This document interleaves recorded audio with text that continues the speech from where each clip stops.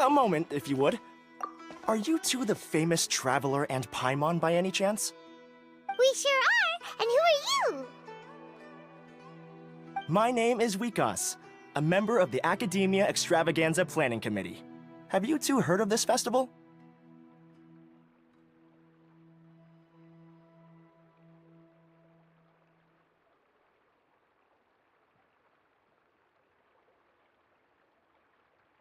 Yep, and that's exactly why we're here. Is that so? Looks like our advertising is working. Since you're both interested, would you mind if I gave you a brief explanation of the event?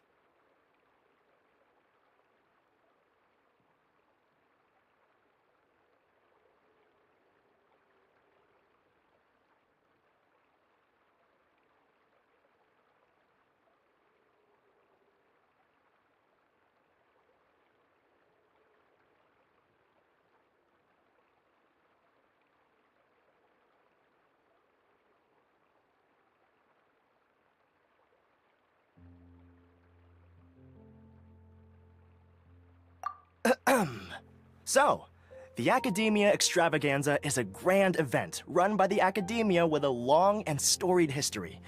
To be precise, it can be divided into the Wisdom Gala and the Inter-Darshan Championship. The gala is held annually. During this time, all 6 Darshans will set up booths throughout the city and host guests to showcase the most fascinating aspects of their school, and thus increase their influence. On the other hand, the championship is held once every 4 years. Each Darshan will send a representative to vie for the position of Grand Champion. This year, the gala is being held alongside the championship, so the mood in the city is, as they say, at an unprecedented fever pitch. Got it! Cool! Thanks a bunch for the detailed explanation! You're most welcome. Answering questions regarding the Academia Extravaganza is my job. And I actually do have something I would like to ask the two of you. Huh? Need our help with something? Well, let me begin by saying that this year's Academia Extravaganza is of utmost importance to us. Lesser Lord Kusanali and the sages came up with a plan for the Academia to recruit talented people from the desert starting next year. As such, we've invited a great number of desert dwellers to take part in this festival, so they can hopefully experience the Academia's atmosphere ahead of time. I've heard that the two of you are famous across both the rainforest and desert. With your participation, especially in the Inter-Darshan Championship, more people will definitely come to appreciate the festival. Exactly! Or do you mean you want us to join a Darshan? But then we would have to deal with exams and essays and stuff like that. No need to worry. The championship participants have already been selected. I mean to invite the two of you as guest commentators. Your job will be to observe and record every part of the competition. There's no pressure. Just follow each match and enjoy the festival. Aside from that, we'll also prepare some compensation for your efforts. We won't have you working for free. That kinda sounds like a sweet deal. What do you think?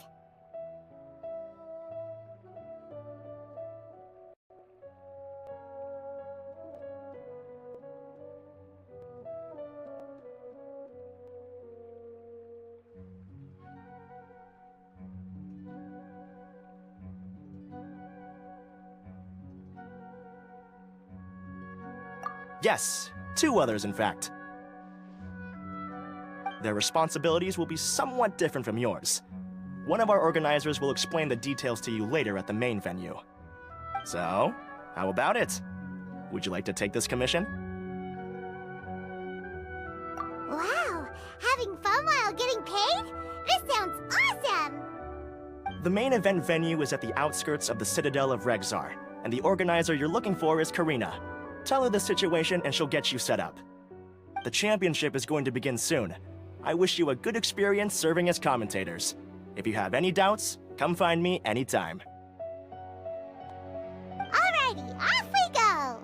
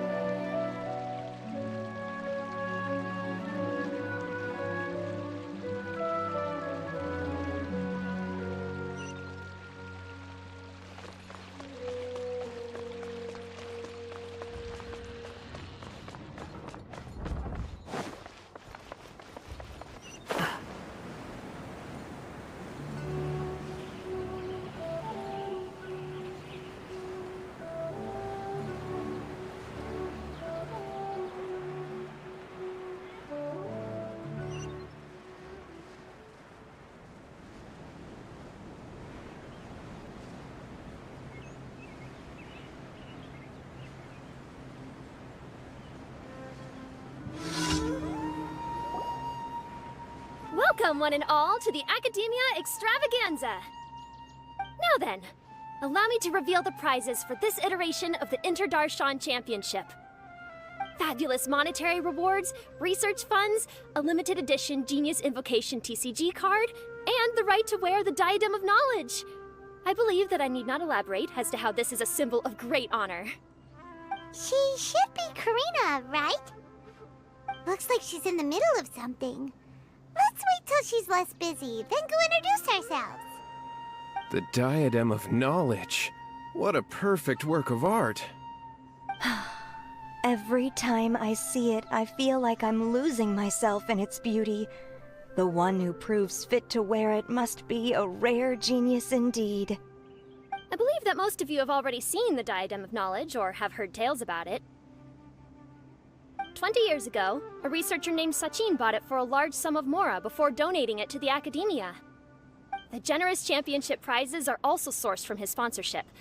Before we begin, allow me to express our gratitude to this researcher, who cannot be with us right now. Things can only get worse. Things can only go from bad to worse.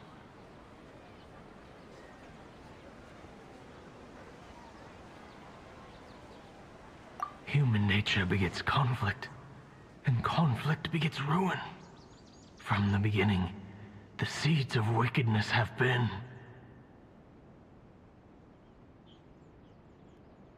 Hey, stop spacing out!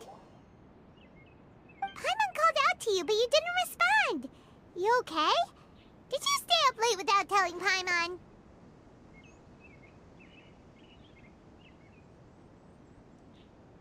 All right. I'm sure we're all more than ready for the championship to begin.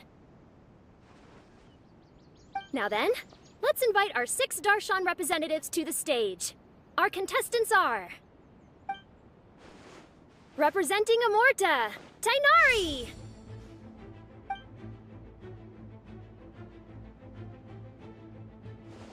Representing Spontamod, Sino!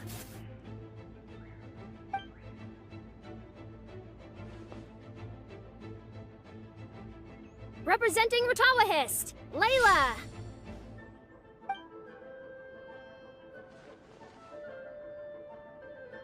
Representing Haravatat, Farazan!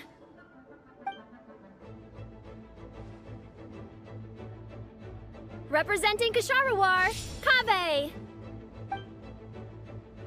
And for Vahumana... Huh? Is Vahumana's representative not here yet?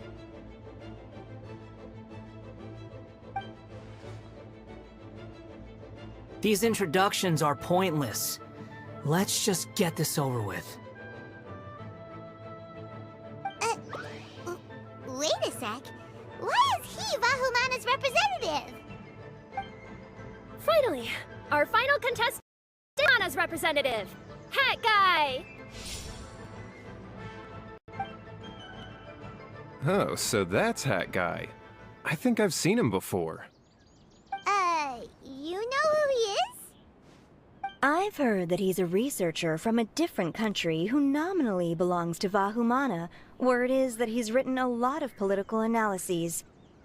His manner of speech hasn't made him popular amongst most other Vahumana researchers, but his comings and goings are quite irregular, so he doesn't interact with others much.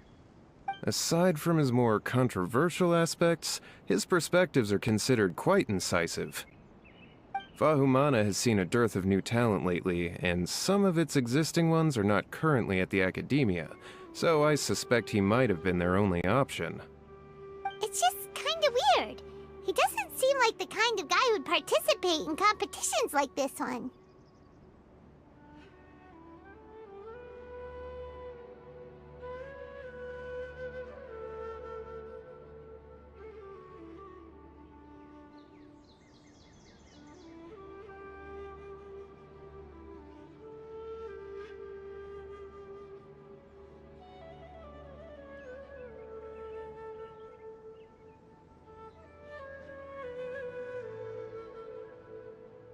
Now that we have our 6 contestants, the championship will soon begin. Who will triumph this time around? hold on to your hats, because we're all on this ride together.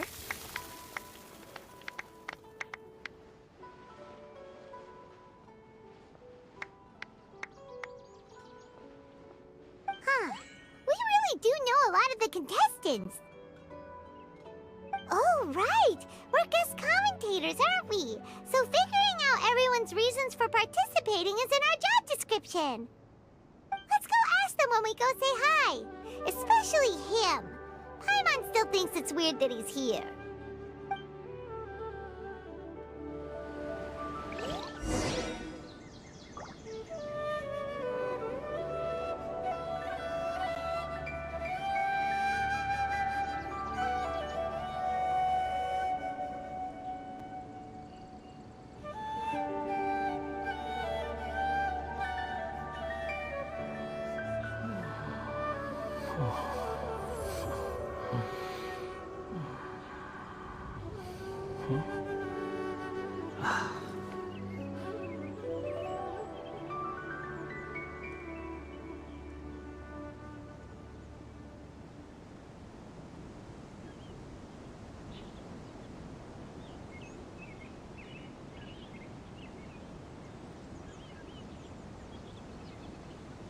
There's no such thing as pure freedom in this world. Even the wind cannot blow on forever.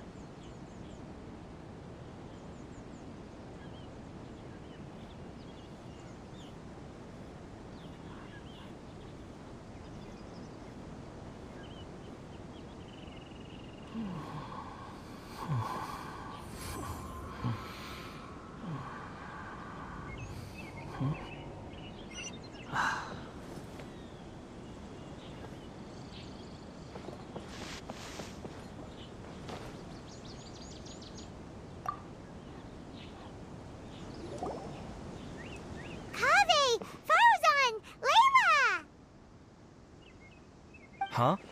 Oh, it's you. Why are you here? We're here as specially invited guest commentators. Our job is to record what happens during the competition. Is that so? In that case, I'll have to trouble you to catch the moment of my triumph on camera. Remember to shoot from behind at a lower angle. You know, to capture a seniors class. Don't get ahead of yourself now. Victory will obviously be mine. You're far too young to even consider challenging me. Kasharawar or Ratawahist, you're all children as far as I'm concerned. Actually, I was going to ask, how do you know me, Madame Faruzan? Huh? You don't remember? I sometimes see you in the library at night. You even waved at me. What? I don't remember doing that at all. Huh. How strange. However, this is not the time for curiosity. I am Faruzan, a household name in Haravatat. You are Layla from Ratawahist, I presume? Yes. Good. Then we are officially introduced. See? Simple as that. I like respectful ones, by the way. Would you like to join my research group? Madame Faruzan, I'm quite sure this counts as poaching. Let's dial things down. I know, but it's been tough getting people these days. And research funding has been hard to secure. But once I win this tournament, it'll be a different story. So you're just here to increase the amount of funding you're getting? Well, not just that. What, are you curious about my reasons for participating in this event? Well, I suppose that's to be expected. You are our guest commentators after all. There's been an influx of newly enrolled students, and they'll be paying close attention to this competition. If I do win, I'm certain that there will be no lack of students knocking upon my door. Moreover, research resources will be made available to the victor, so that will nix my funding issues. Therefore, my two juniors, I do apologize, but I fully intend to emerge triumphant. I'll do my best as well. At least I don't plan to lose too badly. So, why are you here, Layla? I don't know why, but a lot of people recommended me. I didn't sign up myself. I just woke up to find my name on the announcement board. Oh, I'm really nervous. I've been so worried about disappointing everyone that I've been losing sleep. Stress not, young one. We must all experience failure to grow and mature. But Madame Farzan, I don't want to fail. Seriously? Everyone has such nice reasons for joining.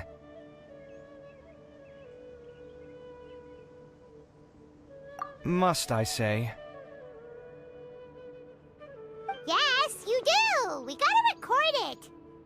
Well, you know, right? I want to buy some property. Oh, that's right! You want to move out of Alhatham's. What?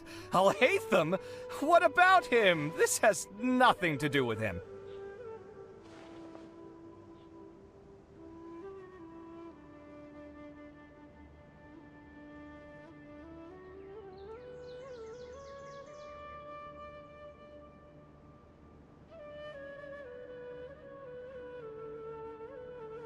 Oh, right. Sorry, Paimon has no idea what she was talking about.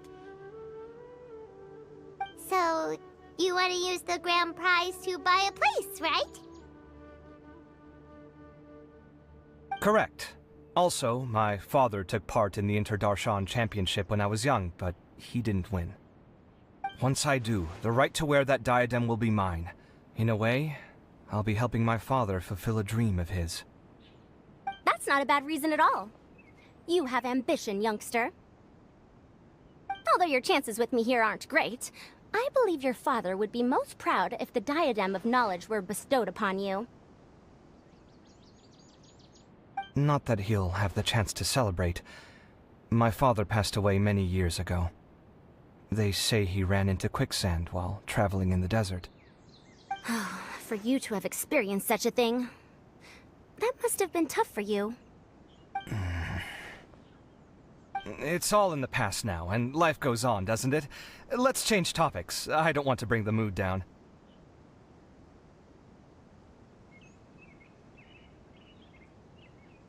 All right. Earlier, you said that you want to use the prize Mora to purchase a home. Where do you live now? Do you live alone? Well...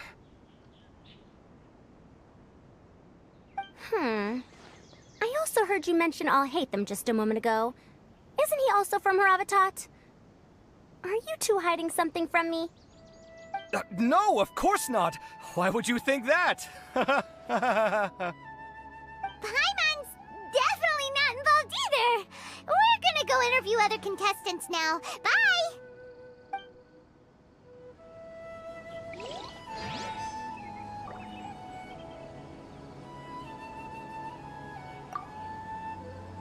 You know, I was just thinking, how did the two of you meet?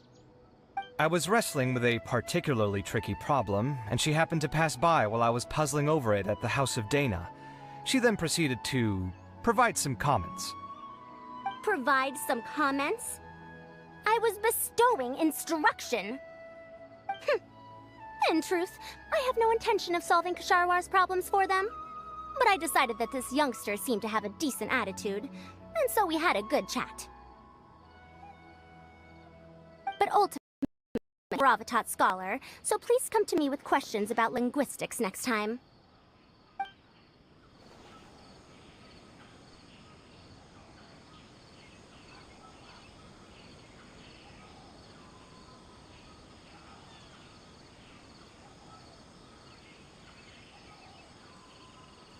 There's no need to exchange pleasantries.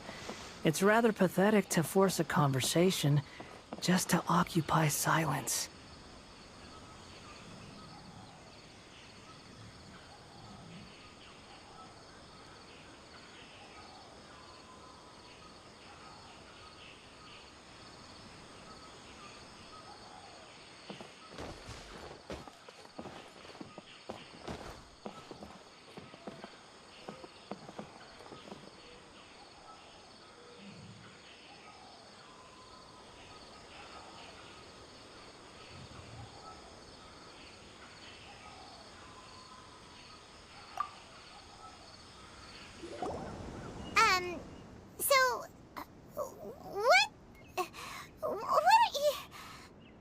Just call me Hat Guy. That's the name I use in Vahumana. That sounds like a nickname, not a real name. So I can't go by a simple, ordinary name? Fine, suit yourself. All right then, Hat Guy. Why are you taking part in the Interdarshan Championship? We're specially invited guest commentators, so play nice and answer our questions. You could be Matra for all I care. So what if I don't answer you? What then?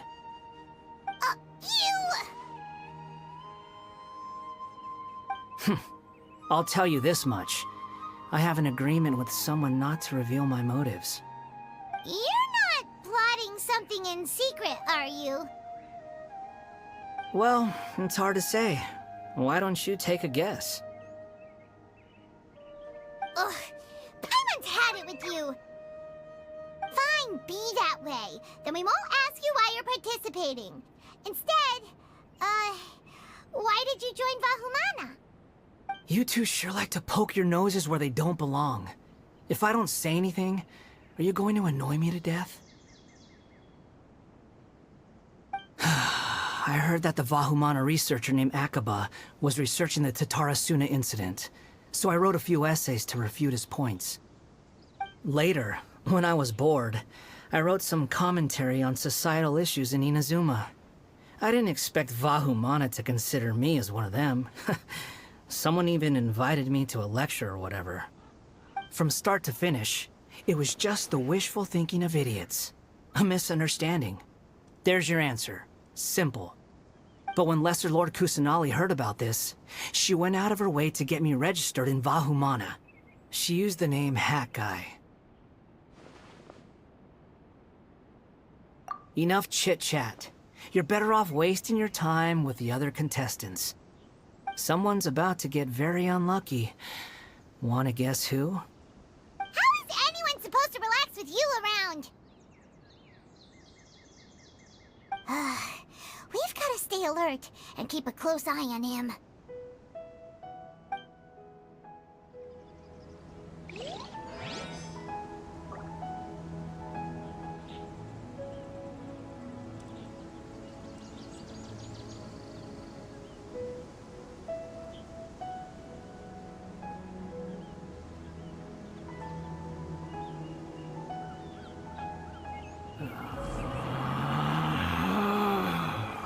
Relax.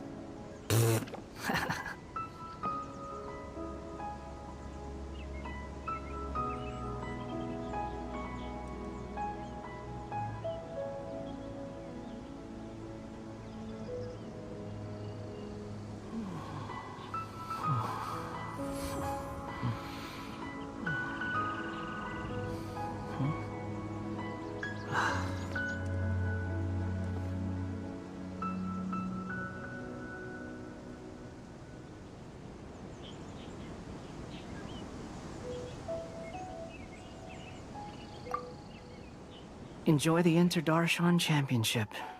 This will be one to remember, I'm sure.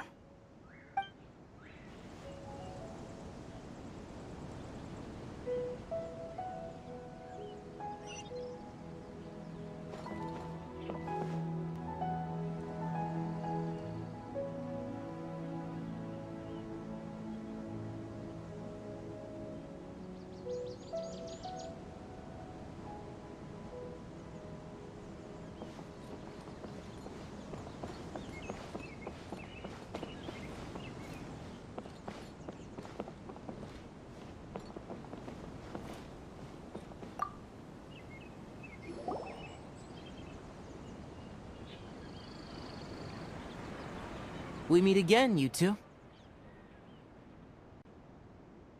Hey, Tonori! We came here to check out this extravaganza event, and then they invited us to be guest commentators. Is that so? I heard that there would be guest commentators recording the proceedings with cameras, but I didn't expect they'd be you two. It's a pleasant surprise that you're visiting Sumeru again while I'm still on leave. When everything comes together perfectly like this, I call it the biryani factor. Because it's always rice to meet stew again. Ugh.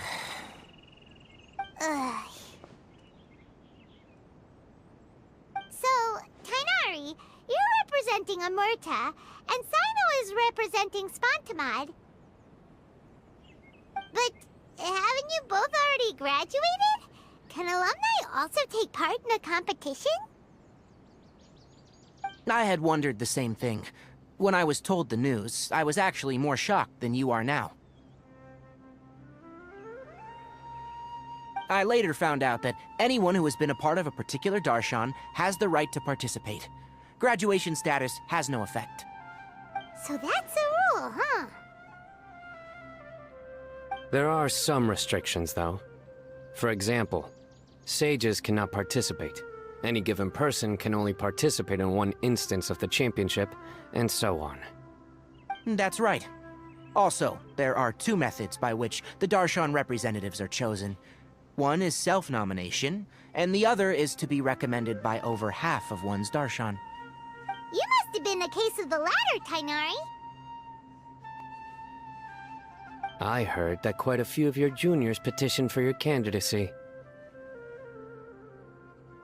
Sometimes I wish I could clap a few of them over the head and tell them to spend that time on studying instead.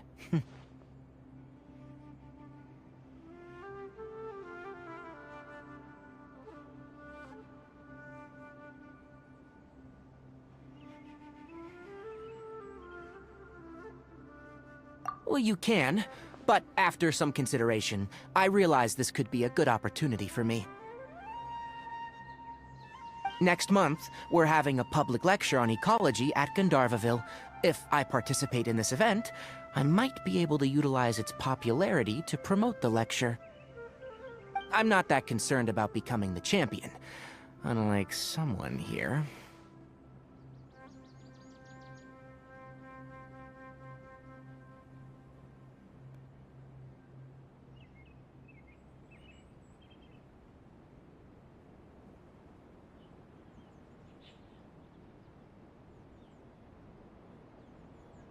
Yes, I'm using the last of my leave for this.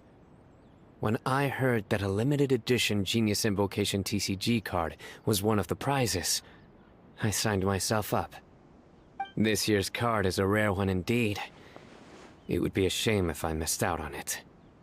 Wait, is it some kind of super powerful card? No, it's a very common one. But it has a holographic layer. So what's the point? It's very cool. Paimon meant apart from being very cool. That is reason enough. I shall do my all to emerge victorious and add it to my deck. As someone who doesn't play cards much, I can't quite relate. But it isn't surprising that everyone has their own reasons for taking part in the tournament. Fair enough. Alright, let's go find someone else to question.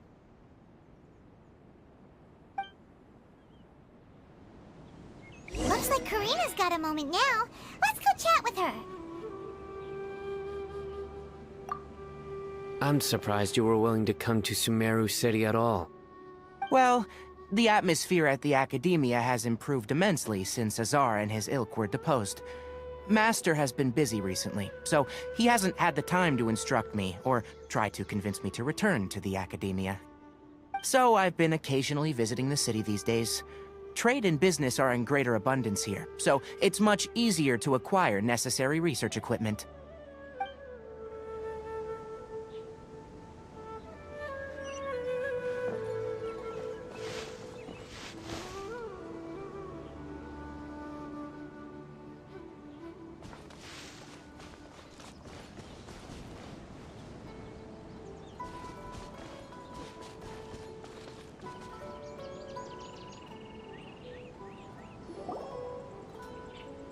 You must be the guest commentators Wikas invited. I've heard about you. I saw you two having quite the lively conversation, so I thought it would be best to wait. Are you two free right now? We were actually looking for you, too. Excellent! Then please allow me to explain your job responsibilities in detail. First, please take these two things. The first item is a custom camera from the Academia. Please use it to record the competition as it unfolds. The second is an event-specific locator that will flag all participants' locations. It will also sound when one of them completes an objective. Wow! What a convenient little thing! Aside from you two, there are 2 other commentators. However, they will remain by the commentators area and will not be following the contestants in real time. Speaking of which, you probably know them. Alhaitham and Nilu.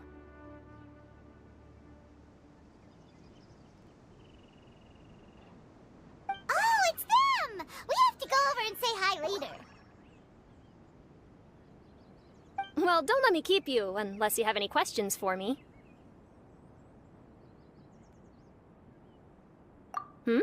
Why do you ask?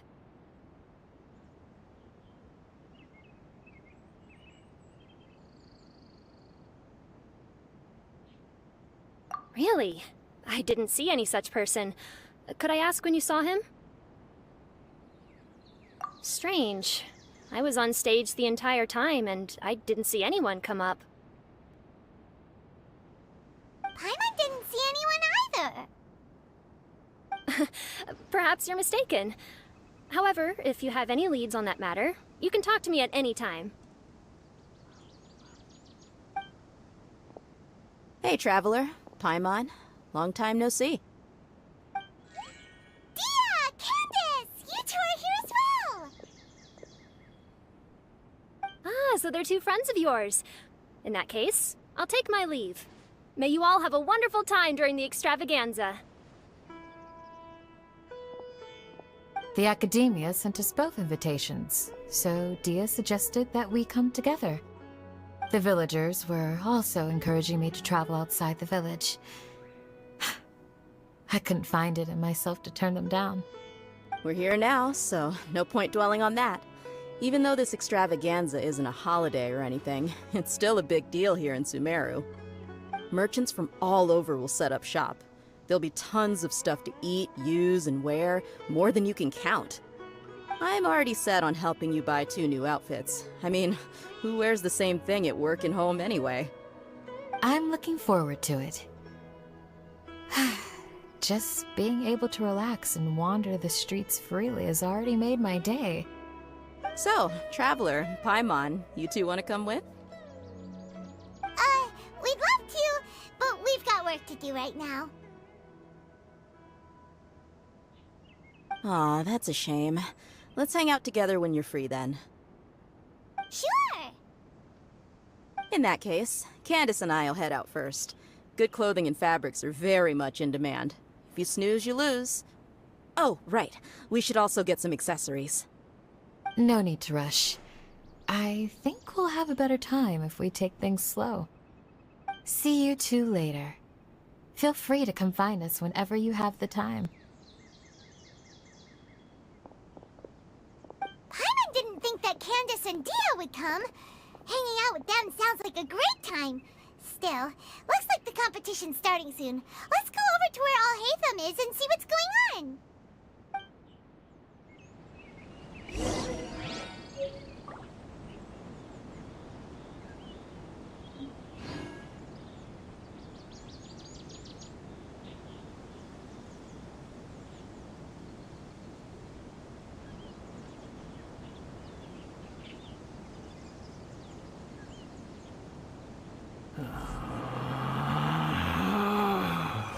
Relax.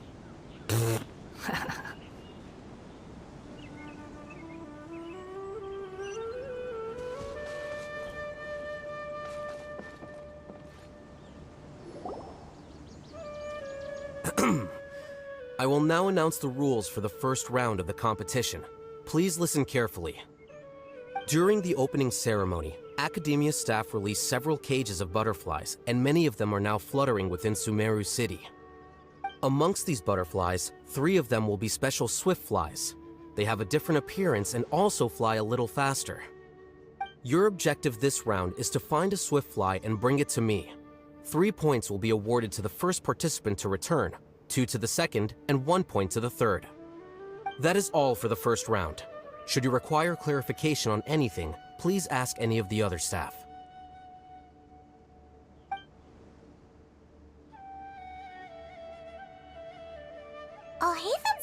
business all the time, huh? That said, how did he get picked to be a commentator? Paimon's kinda curious. Finding 3 specific butterflies in a place as large as Sumeru City sounds rather improbable. If these swift flies behave anything like regular butterflies... I'm off. It will take some time to search every corner of Sumeru City. Huh? You're going just like that? A champion walks the road to victory. My dear Kasharawar Jr., I have a plan. How about some cooperation between you and me? Cooperation? Looks like everyone's got their own plans for this, Tuffy. We're supposed to go on stage next, right? Let's wait and see everyone's reactions first. Huh? Wait a minute. Look, he seems to be observing the other contestants just like we are. We were right not to let our guard down.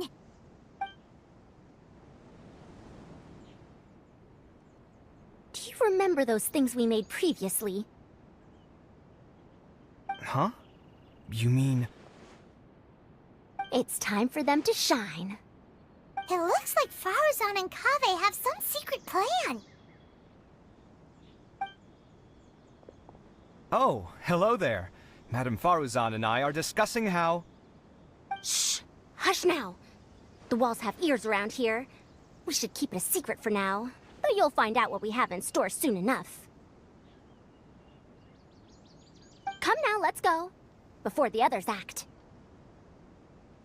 All right, there's no time to lose. We're off to make our preparations. See you later.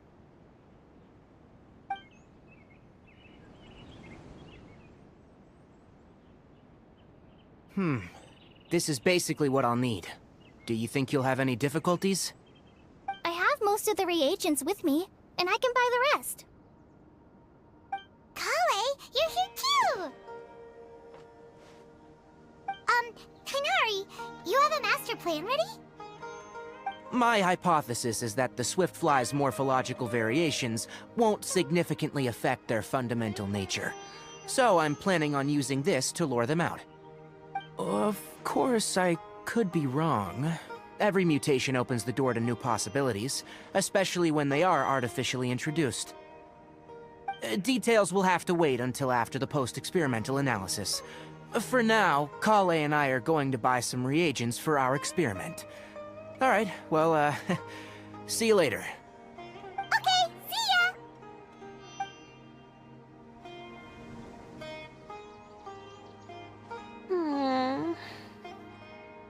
Hey, Layla!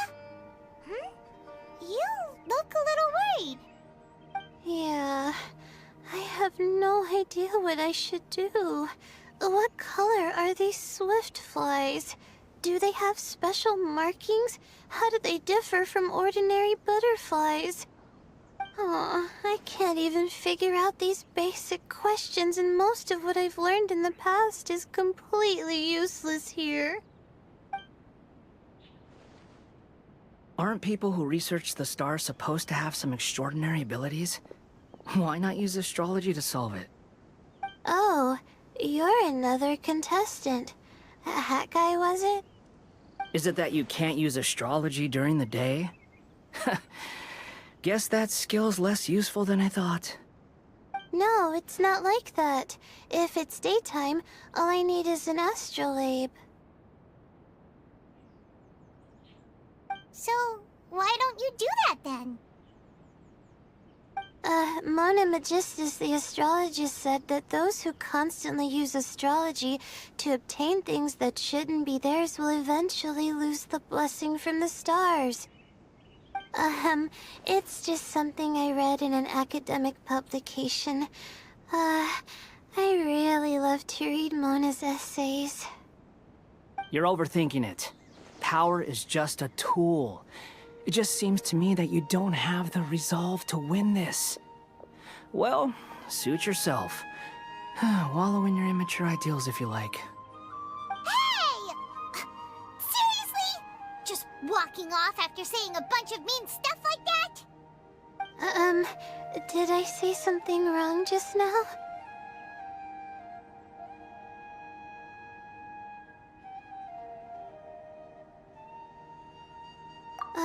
Thank you.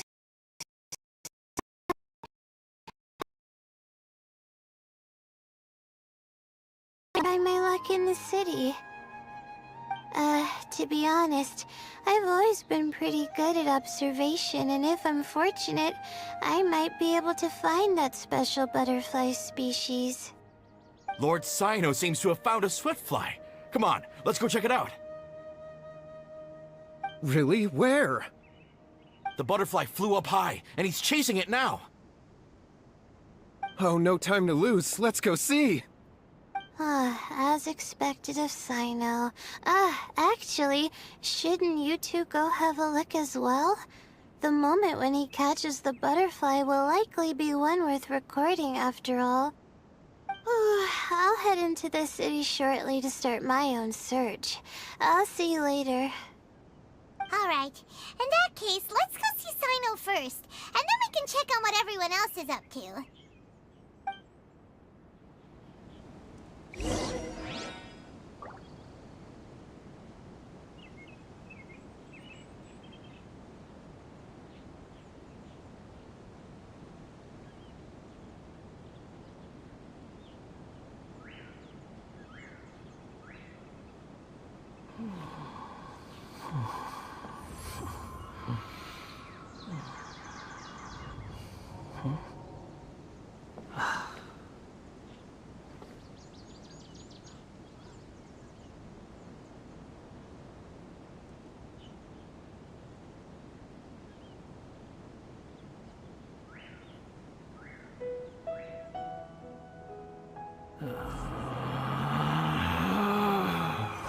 Relax.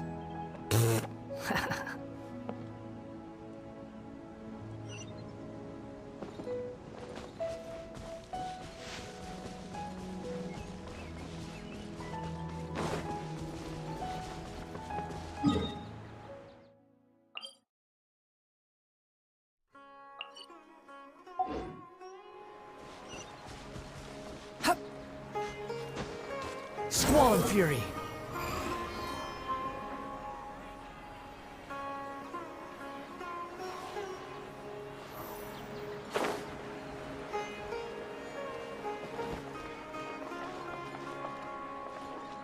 Behold!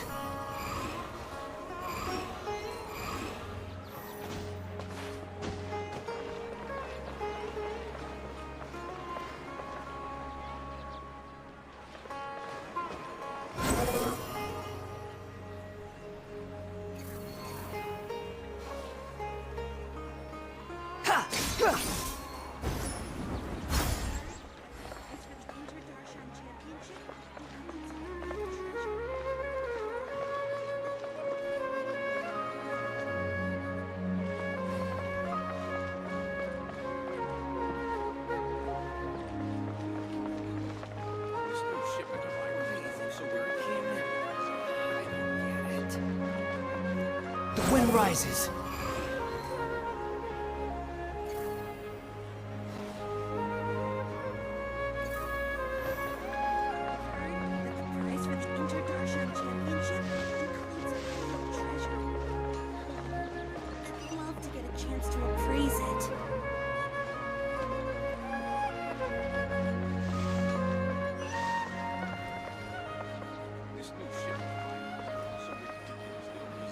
Behold!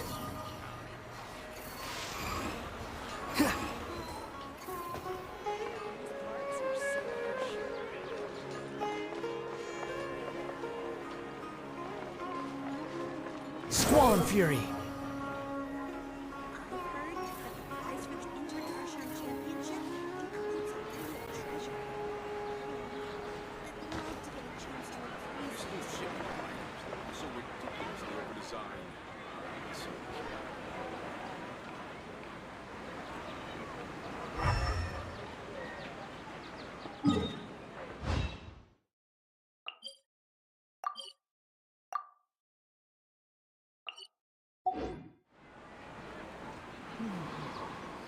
wind rises.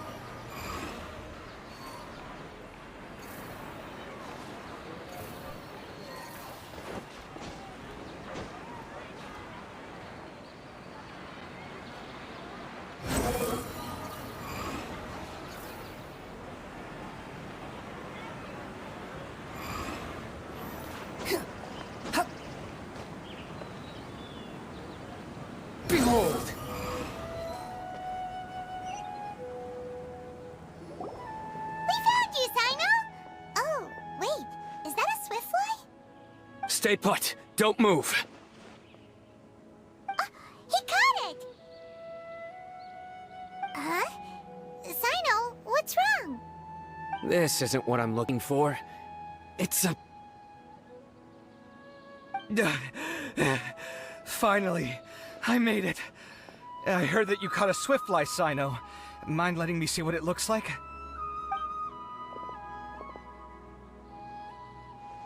Hold on. Isn't this the mechanical bait that I released earlier?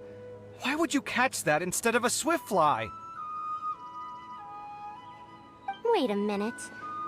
If we consider this from a different angle, isn't it a good thing that the bait you made was convincing enough to fool even Sino?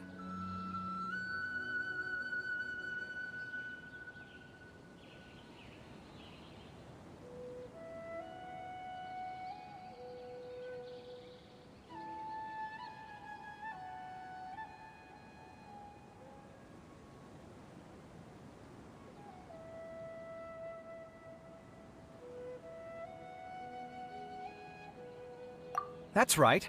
During a previous interior design project, I felt that the artificial flowers on a wall were a little bland, so I decided on placing a few moving mechanical butterflies to add some pizzazz. In order to make them both small and nimble, I consulted with Madame Faruzan.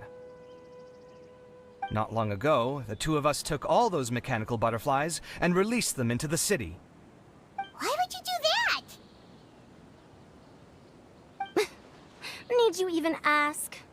Young people these days really do need to get out more.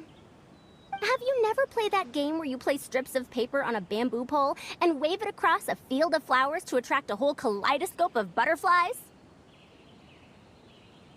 No, I haven't. Wait, so you're trying to... That's right. The butterflies within the city will mistake our mechanical bait for one of their own and follow them around. As long as we keep releasing and retrieving our bait, we can capture all the butterflies within the city. What comes afterward is just a matter of separating the swiftflies from the others. Huh. Guess that's one way to do it. Do not underestimate the wisdom of your elders. I had already thought of this method the moment the round's rules were announced. Of course, we also owe much to this fine junior of mine here for making such lifelike butterflies. It seems that Ksharawar has not quite declined as far as I had thought in recent years. Their teaching skills at least seem to be intact. Well, I just stuck to what I do best. The idea was yours. No need to be so polite. Once we capture all these butterflies, we shall split the points for this round. Look, one of them is returning now. Huh? Wait a moment. Are my eyes deceiving me? Why don't I see any butterflies behind it? That's because there are none. Seems like your plan has hit a snag. Looks like the match continues. I'll be looking elsewhere. Huh. Strange. Has something else diverted their attention? Come, let's search in the direction the bait returned from. We'll go have a look too.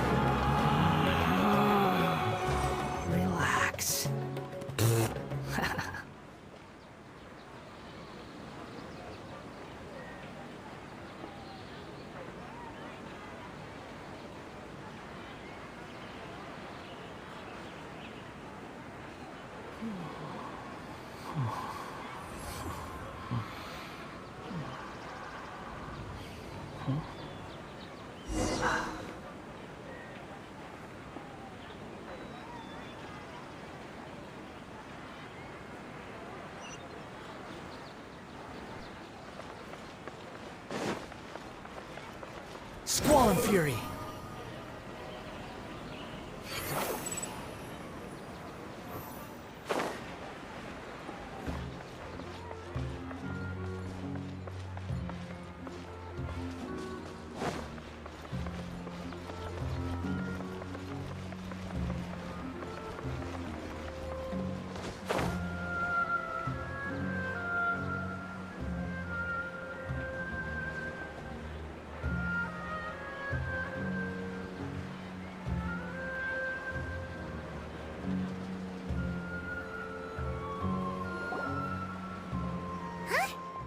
Faruzan, Kaveh, why did you two stop?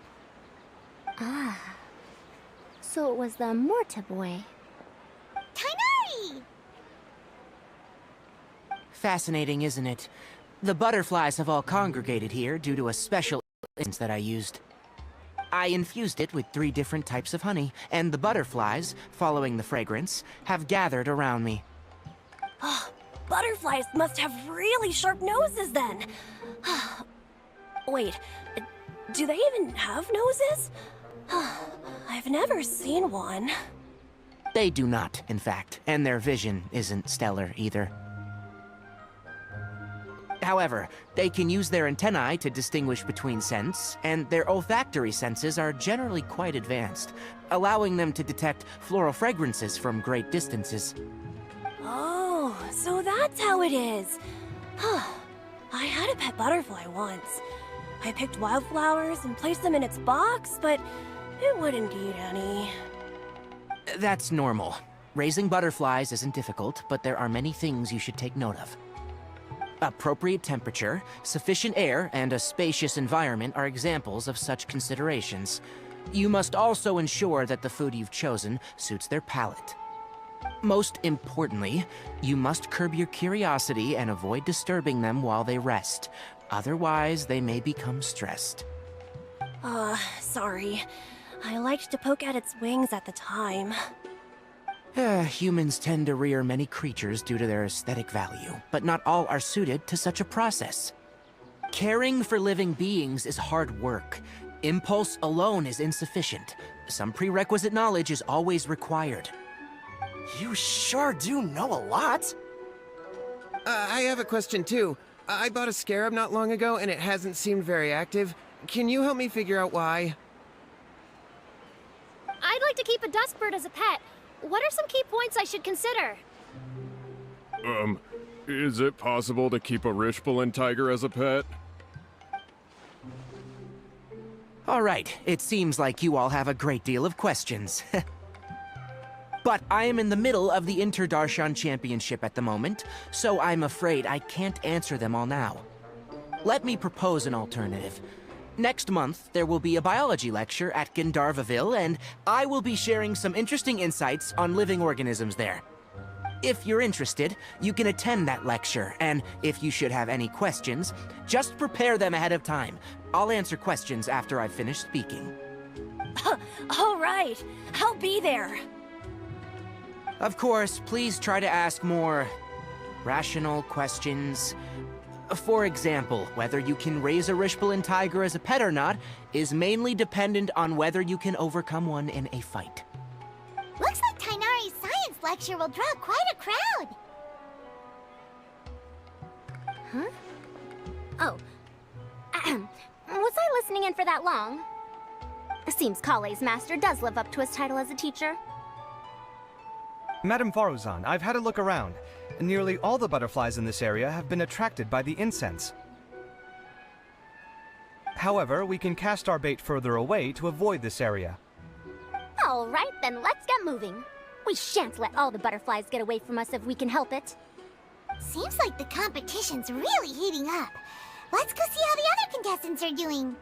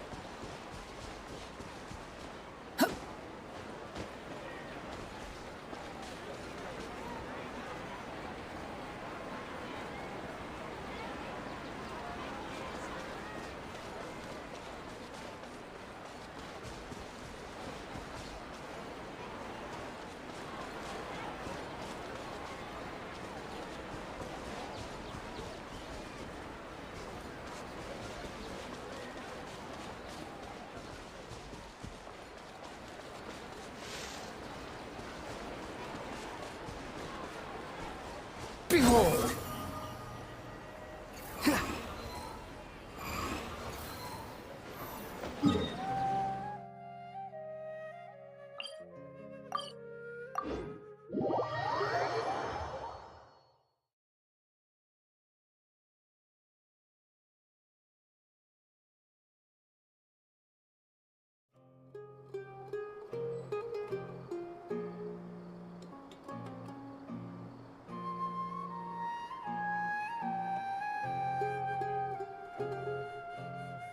There's no such thing as pure freedom in this world. Even the wind cannot blow on forever.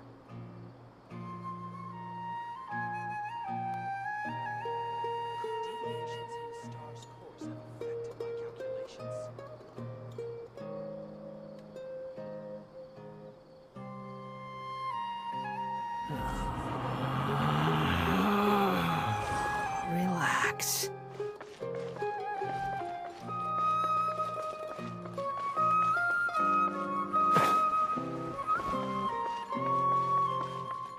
Quit following me.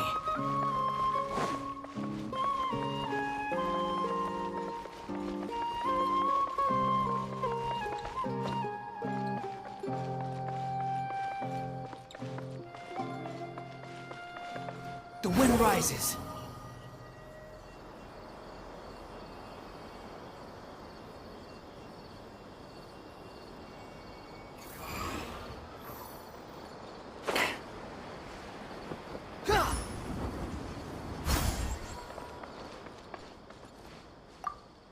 This is taking longer than I thought.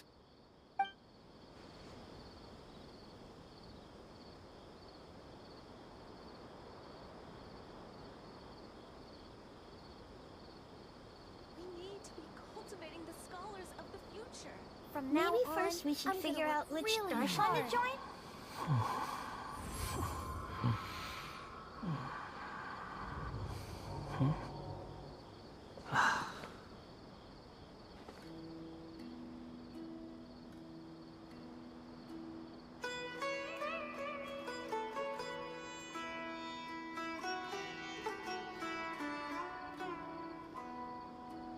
Maybe first we should figure out which darshan to join?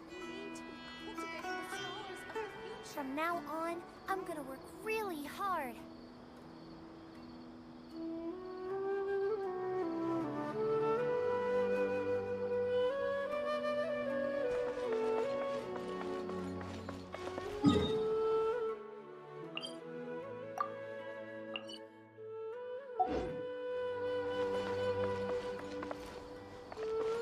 Behold!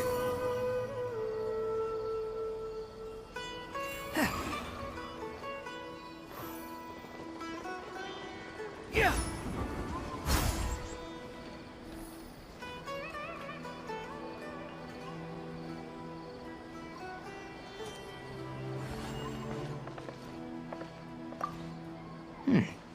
The scent is starting to fade.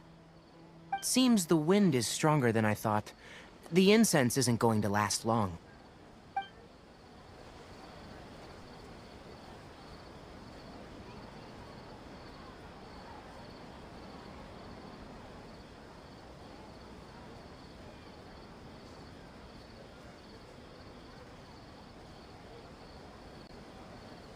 There's no need to exchange pleasantries.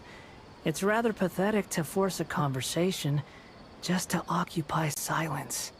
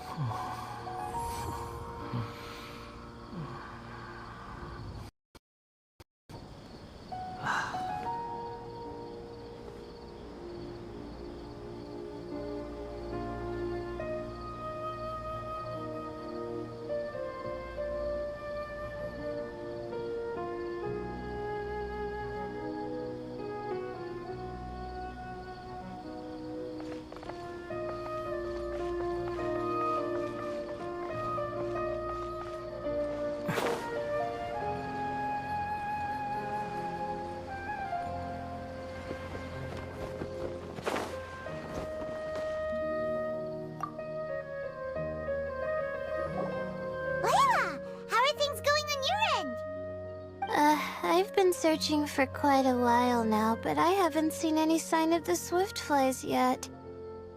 Instead, I ended up catching a few mechanical devices that looked very similar to butterflies.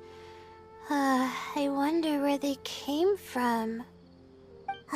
Looks like Baruzan and Kave's devices are everywhere now. I'll keep up the search. That said, I've noticed that a number of butterflies in the city has already decreased a lot compared to when the event started. Probably because the other contestants are coming up with their own ways to catch butterflies.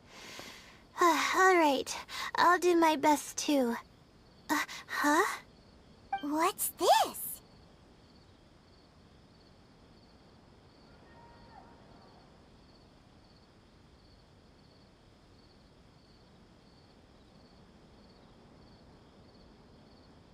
Oh, what a coincidence. I guess I just need to catch it now, right? Oh, please wait. There it goes. It's so fast! Paimon thought all Hatham said they were only a little faster. No, come back. Come on, Traveler, let's go too. The locator's going off! Looks like someone's already cut themselves a swiftfly!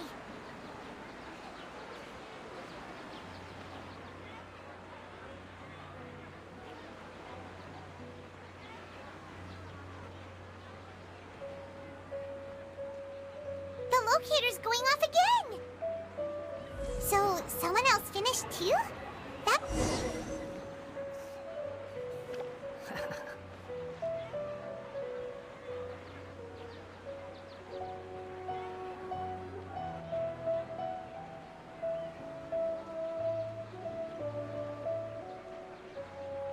There's no such thing as pure freedom in this world. Even the wind cannot blow on forever.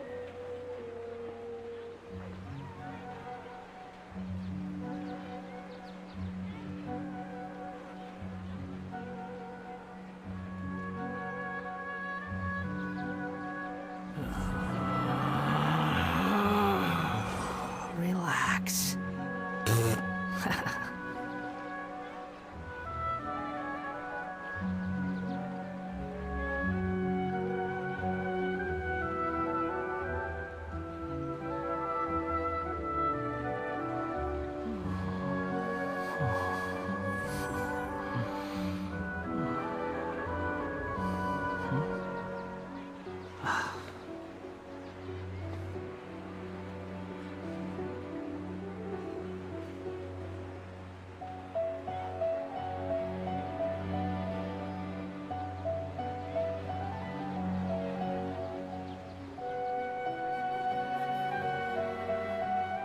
There's no need to exchange pleasantries. It's rather pathetic to force a conversation just to occupy silence.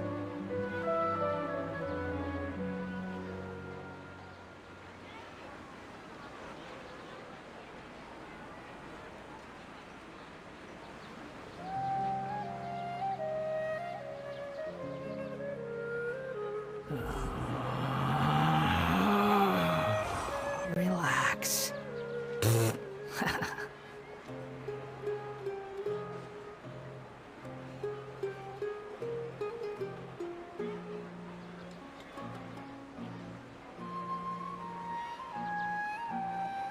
You think I've got a sharp tongue? I just tell it like it is. If someone can't handle it, maybe that's their problem.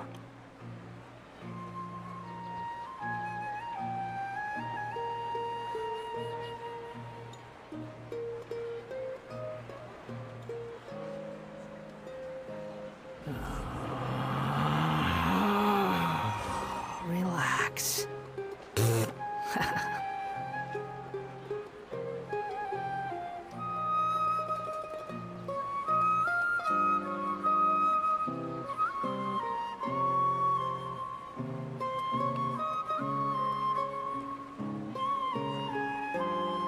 There's no such thing as pure freedom in this world.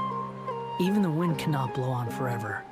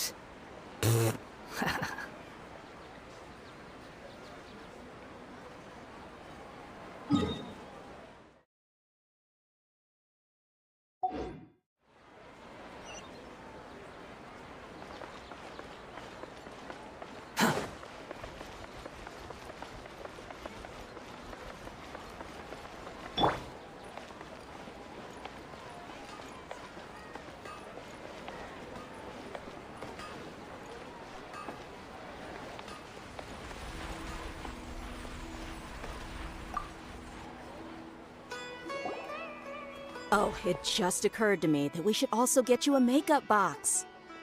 No, it's fine. I don't think I'll end up using it. Maybe you won't, but it doesn't hurt to have one, right? Come on, just trust me on this one. Huh? Who are you, and what do you want? Please, don't move. Don't move? Who sent you? Dia. Don't worry, I can handle this. Now, tell me, what do you want?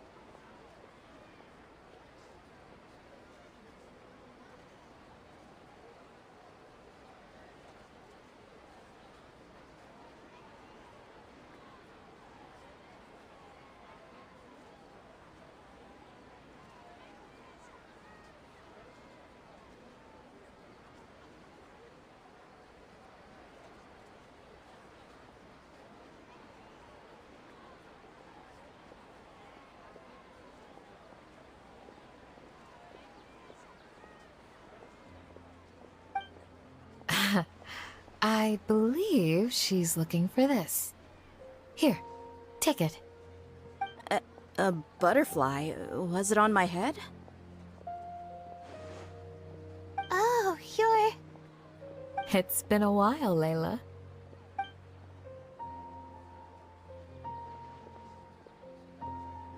A friend of yours? Oh, so she must be the one you were telling me about. Huh? You two know each other? Oh yeah, it has been some time. The first time I ever woke up after sleepwalking, I somehow found myself in Aru village. Candace was the one who took care of me then. That's right. She didn't look well, so I gave her something to eat. She said a lot of complicated things about astrology, the night sky, the stars. Not sure I understood it all, but it sounded pretty enchanting. Right. Do you still want this butterfly? It seems like you were chasing it all the way here. It's of little use to me, but if you don't want it, I can release it. Just let her have it. It's no big deal. The Swiftfly was flying so fast, but you were able to catch it like it was nothing, Candace. Oh, it didn't seem that quick, really. I was actually worried that I would injure it. But I'm glad that didn't happen. Anyway, sorry about the butterfly thing. With the way you suddenly came running over like that, I thought you were hired to take us out or something. Huh. On second thought, I guess I've never seen an assassin that looks tired with dark bags around their eyes. Oh, you must be taking part in the championship. Take it from me. Don't let it stop you from getting some rest. I'll do what I can. Thank you. We'll be on our way then. See you later. Alrighty, let's bring the Swiftfly back together with Layla.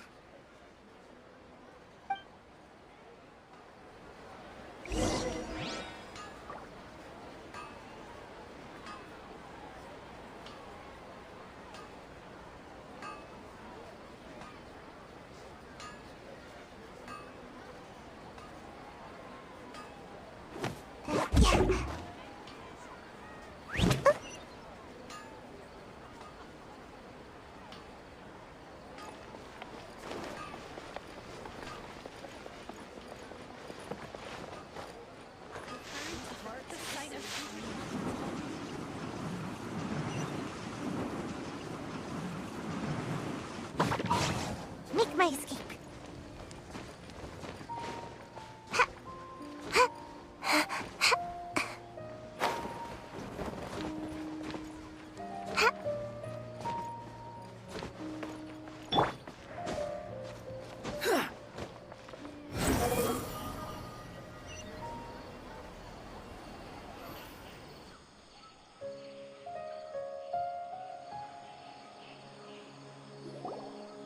It seems we have a third contestant who has returned with a Swiftfly. With that, the first round has come to an end. I anticipate that all of you will keep up the effort for the second round. Dismissed. Your closing statement sounded so... how do I put it? Decisive? Well, you could certainly stand to try being more decisive, Nilu. It would help you live more freely. Hang on a second. Who were the first two contestants with Swiftflies? Tighnari was first, and as for the second, it's being discussed right now.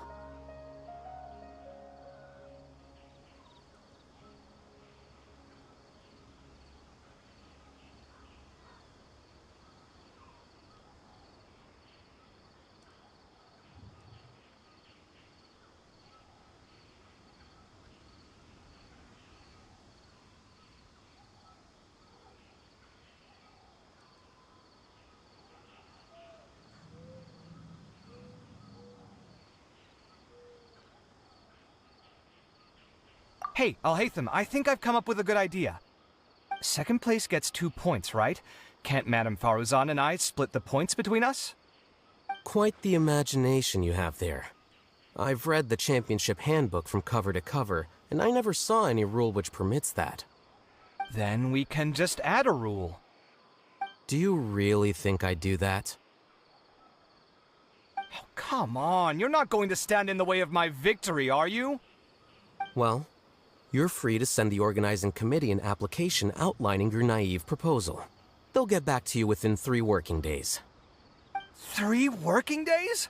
It'll be too late by then. Unfortunately for you, even dreaming is gonna cost you.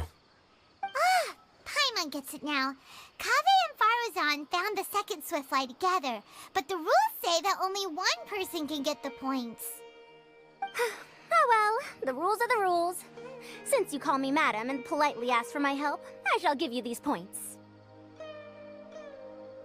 So I'll put the points under Kaveh's name then? No. If I take these points, won't that only detract from your contributions, Madame Faruzan?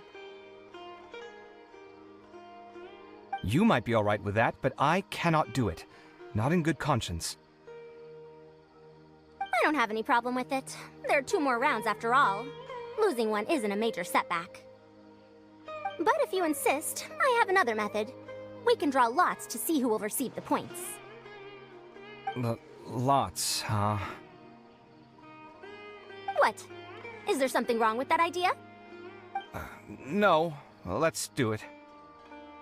All right. I'll get the paper needed for the lots. Give me a moment. Oh, seriously? I'm sorry, but it appears that luck was on my side this time. No, you do deserve it. I'm just lamenting my bad luck. Perhaps that's why my life is rife with troubles. Indeed. It's rare to see anyone with such terrible luck be so willing to decide victory via lots. And what would you know about that? I just... We can save bickering for later. Record the points under Faruzan, and that'll finally bring the first round to a close. The second round will be held in the desert. We'll be moving our commentator stand over to Aru Village. Let's meet up in Aru Village once everything is ready. I'll announce the details of the second round then. Till then, you have some free time. I'm off the clock at this point, so it's farewell for now. Wait, Alhaitham! You... Don't be upset, Kaveh. Sighing can carry away your good luck, you know. Oh, so that's how it works. In that case, I'll take in some deep breaths. Maybe that'll help me make up for all the luck I've lost. It's really no big deal. 2 points aren't enough to decide victory or defeat just yet. I'll win the next round, you'll see. Looks like you've managed to pick yourself back up, young man. Good. I must warn you, though, that I'm quite familiar with the desert. You'll have to try your best if you don't want to lose. I'm no stranger to the desert either. I'll be fine. All right then, that's enough chit-chat for now. I'm going to check the area out. So the current standings are Tainari in first place, Faruzan in second, and Layla in third. Guess we should also take a nice break before the next round starts. But where should we go first? Why, you two look a little lost. If you're not sure where to start enjoying the Academia extravaganza, then may I suggest that you have a chat with our boss? Your boss? Who's that? Do we know them? Well, only the most famous merchant in all of Sumeru, Lord Sangama Bay. Oh, you mean Dory! Precisely. Our boss sent me to inform you two that she'll be waiting for you at Sumeru City's North Gate.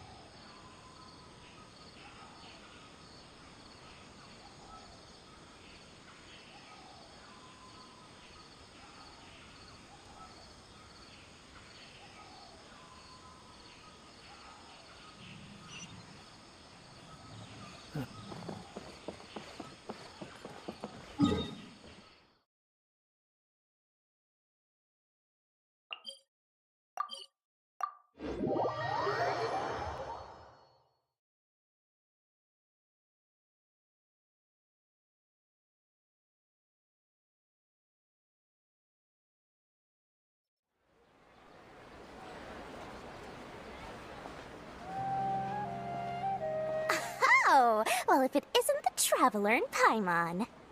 Hey, Dory! Are you here to attend the Academia extravaganza too?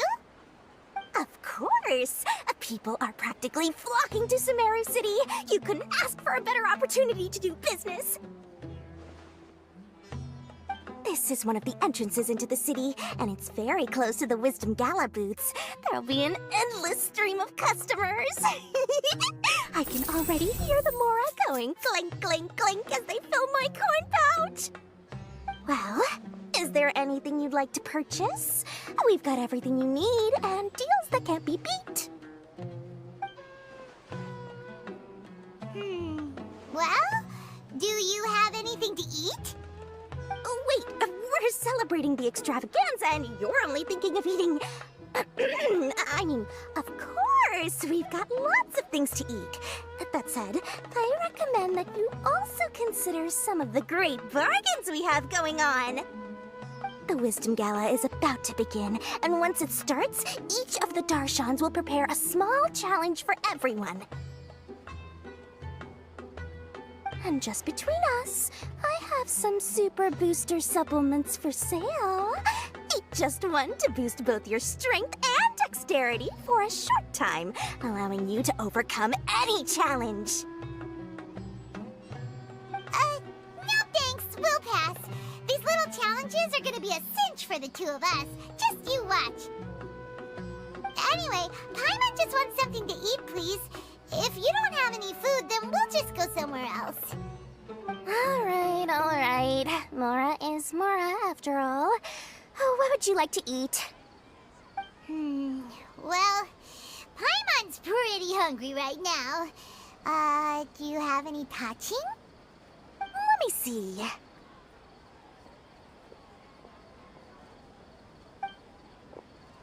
This is a huge job, isn't it? If this works out, we'll be set. Here you go. 2 servings of touching. See?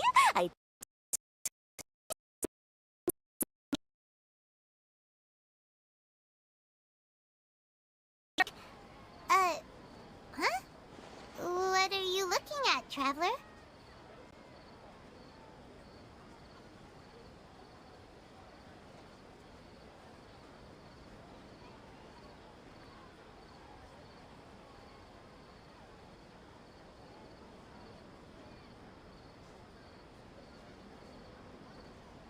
Oh? Who? Someone we know?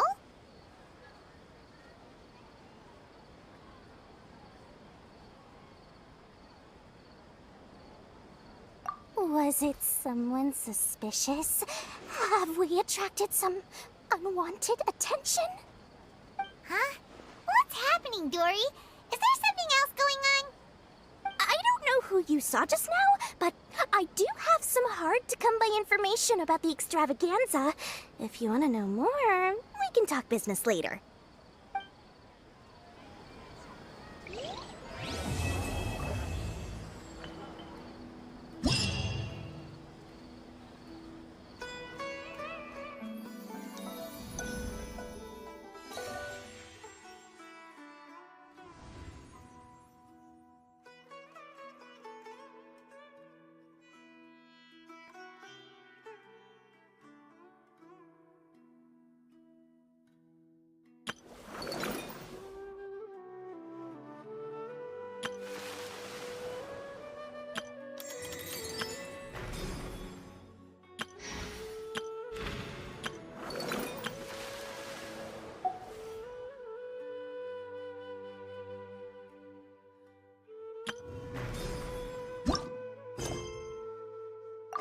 There's no need to exchange pleasantries. It's rather pathetic to force a conversation.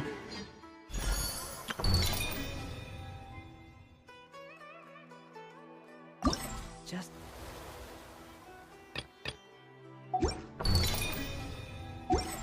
occupy silence.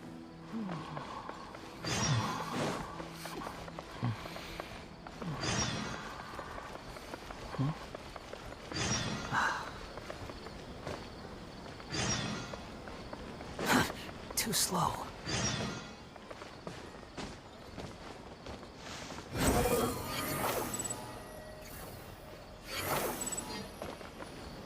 Quit following me.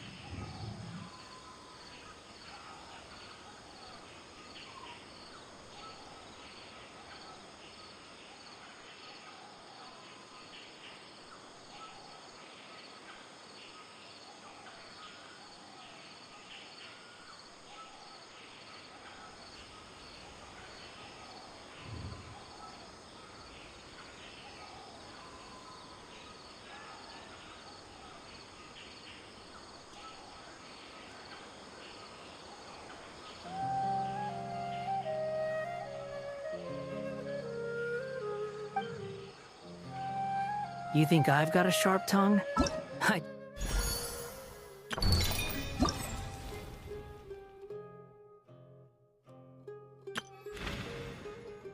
Just tell it like...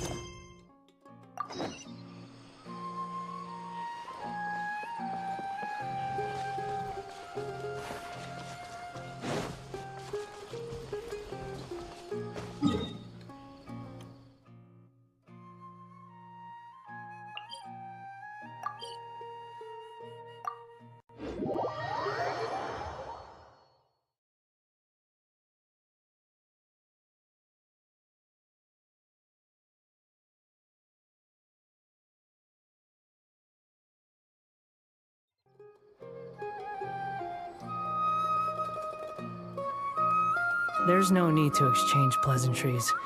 It's rather pathetic to force a conversation just to occupy silence.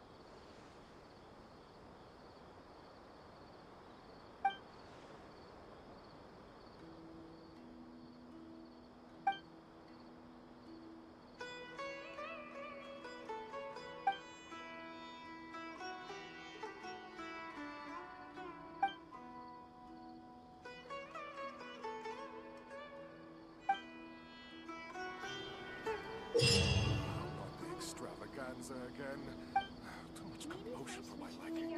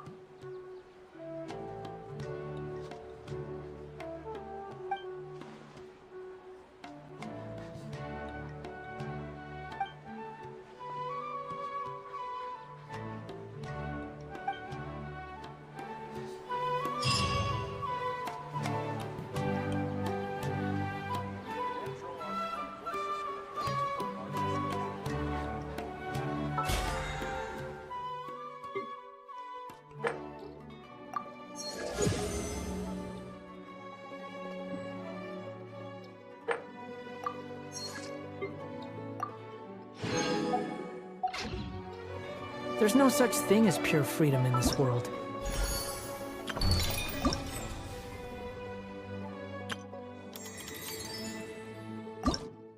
Even...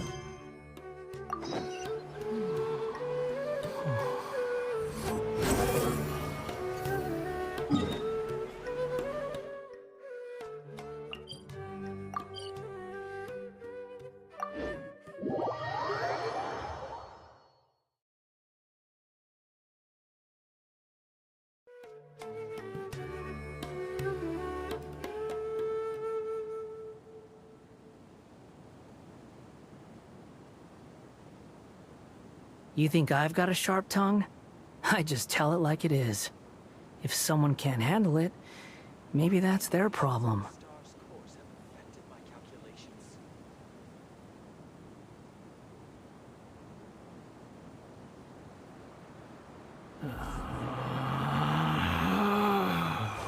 Relax.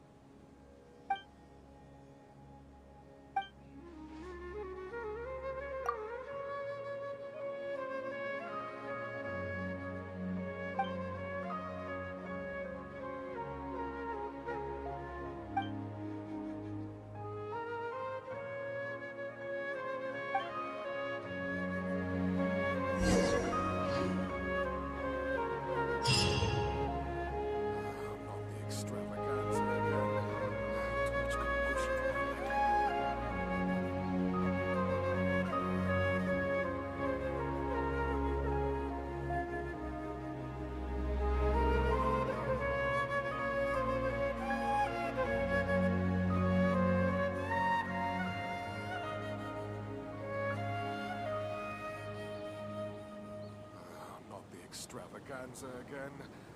Too much commotion for my liking.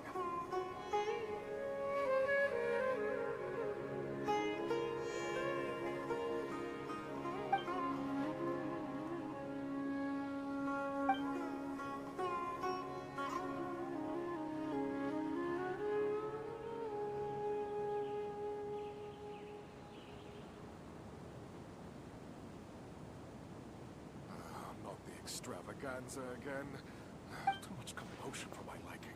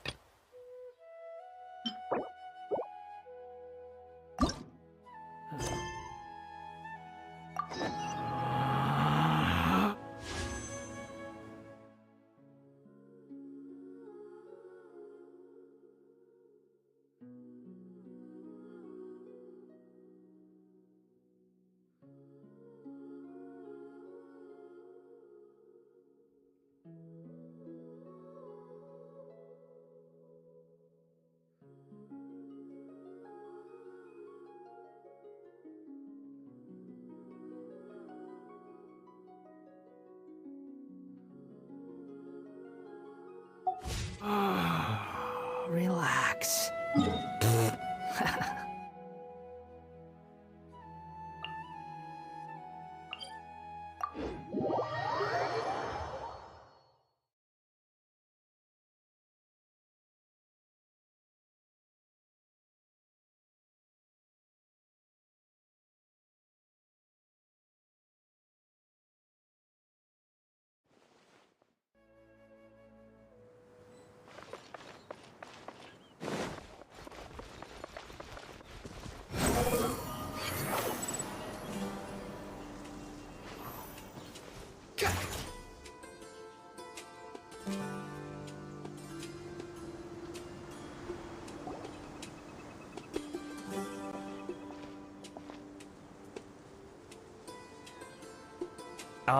Is it me, or are the bags under your eyes even darker than during the last round? Are you alright? Thanks for the concern, Kaveh. I just haven't been sleeping well lately. Even though I try to fall asleep, I can't get the championship out of my head. And before I know it, it's morning again. I know the feeling. That happens to me too when I'm agonizing over my blueprints. Do you have any tips for dealing with that? No. You could say there are many things that don't have a quick fix and can only be endured.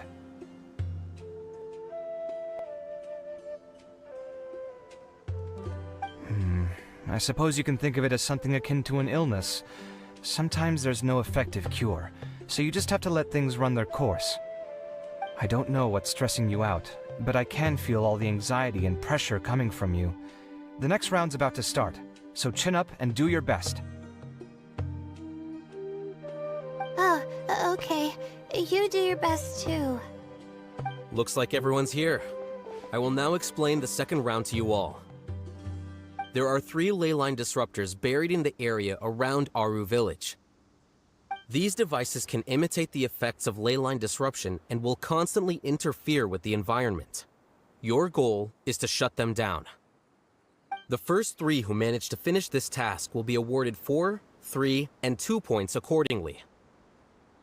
Note that each person may only bring a set amount of food and water with them, and that leaving the designated competition zone will result in disqualification.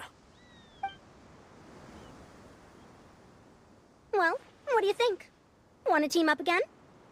I shall consider letting you have the points on account of what happened in the previous round. That's all right. I've been here many times, and in any case, machines are one of my specialties. I doubt this will be particularly difficult. It's good to see such confidence in a youngster like yourself. I also happen to be well acquainted with this place. Let's see who will find these devices first. But aside from us, you should remember that there's a favorite for Champion. We must be careful of him. A favorite to win? Who is it? Shh! Not so loud. I mean that boy, Tainari. He took first place in the previous round, and if he does so again this time, we may as well declare this competition over. I heard that you solved the Avidya Forest's leyline effluence problem with him not long ago. Since this round involves resolving a machine-simulated leyline disruption, it should be a simple matter for him. That's true. It does look like his odds of winning are pretty high. He already has Kale, who is an excellent pupil. If he were to win this round as well, then wouldn't we just be letting him have all the fun?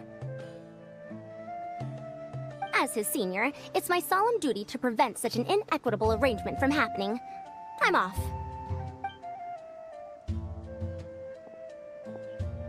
I'll get going as well.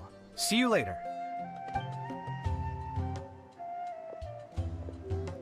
How are you feeling? I think I'm okay, but I'll take things slowly for now.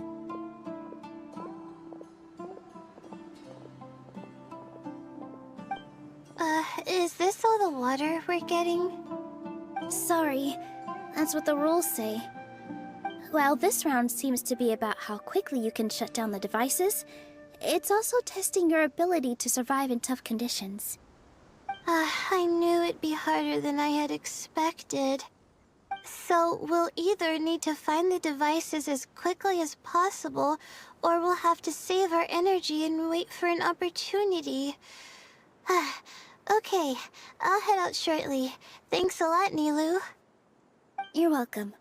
Please, take care of yourself. Well, there goes everybody. So, who should we visit this time? Let Paimon think. Oh, right! Didn't Farozan say that Tainari's the favorite to win? Let's go look for him first.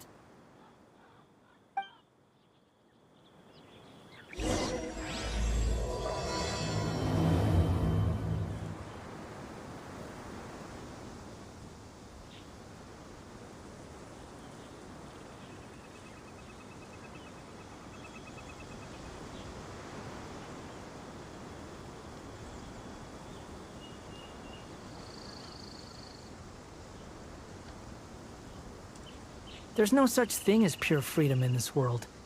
Even the wind cannot blow on forever.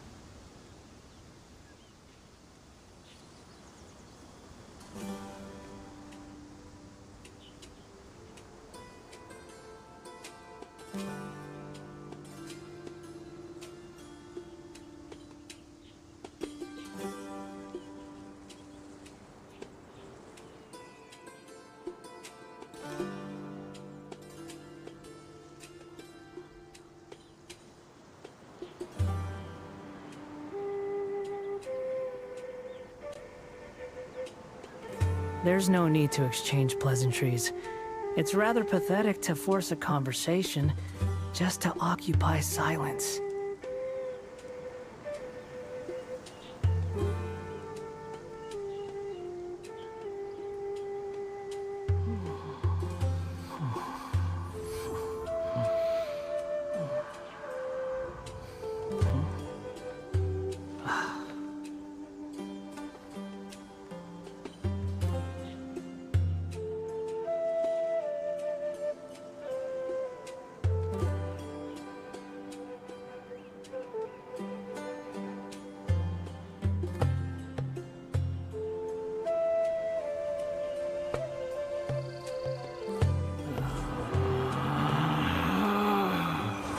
Relax.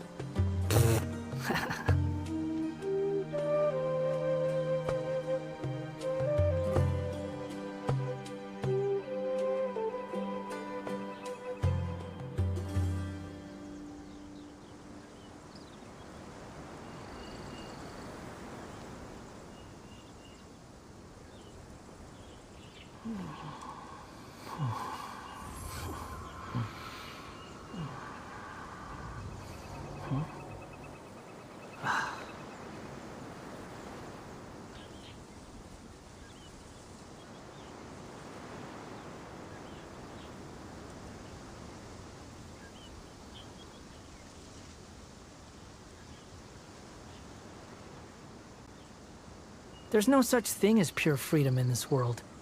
Even the wind cannot blow on forever.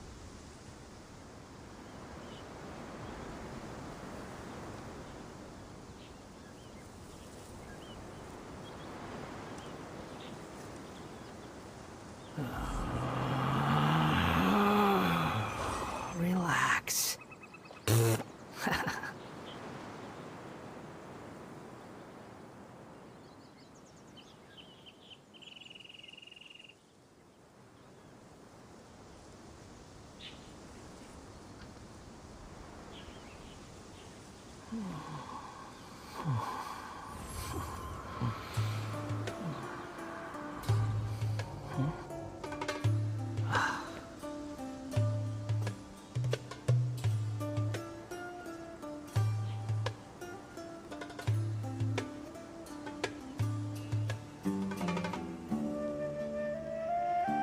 There's no need to exchange pleasantries. It's rather pathetic to force a conversation just to occupy silence.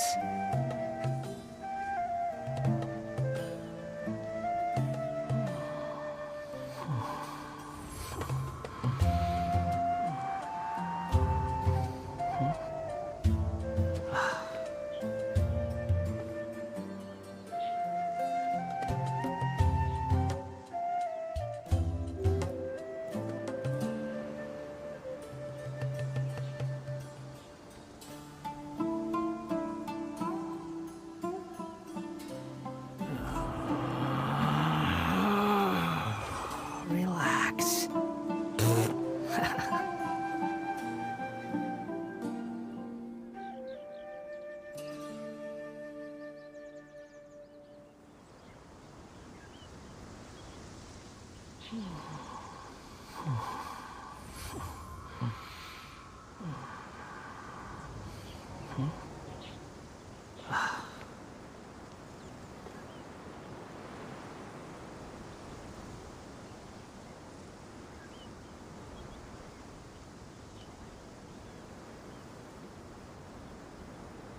You think I've got a sharp tongue?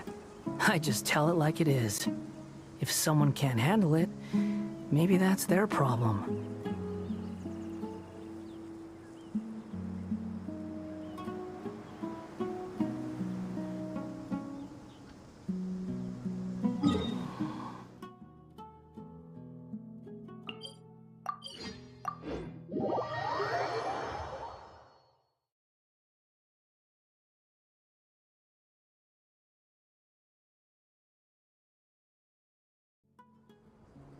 wind rises.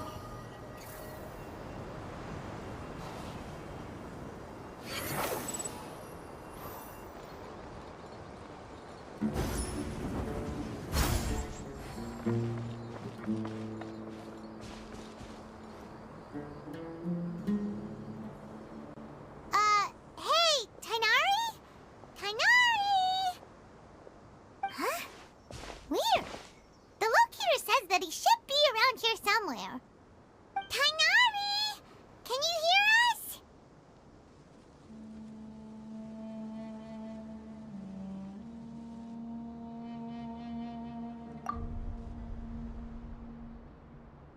You're right! Huh? Oh no, it looks like he's fainted! We have to help him! Tainari, are you okay? It's so hot. Oh, so you passed out because of the heat? Are you not used to getting around in the desert? That's right. I usually bring lots of water when I go to the desert, precisely to avoid this situation. I went through all my water very quickly, and with the effects of the disturbed ley lines, I started feeling dizzy. My ancestors, the Valukashuna, were originally from the desert. But I guess this is what happens when a species migrates. They become intolerant of their... This isn't the time for a history lesson. Let's get you some water. Humans. Such fragile beings. Your bodies can't even survive extreme changes in the environment.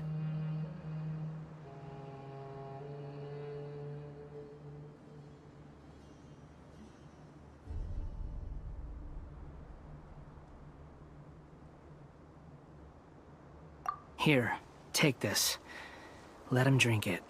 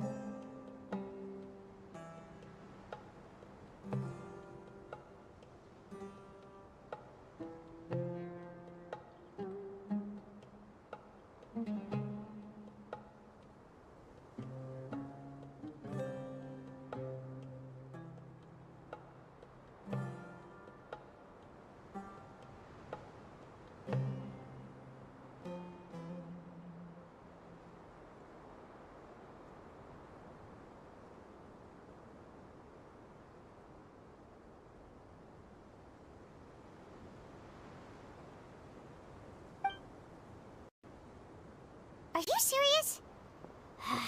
This had better be just normal water. Hey! You're leaving already?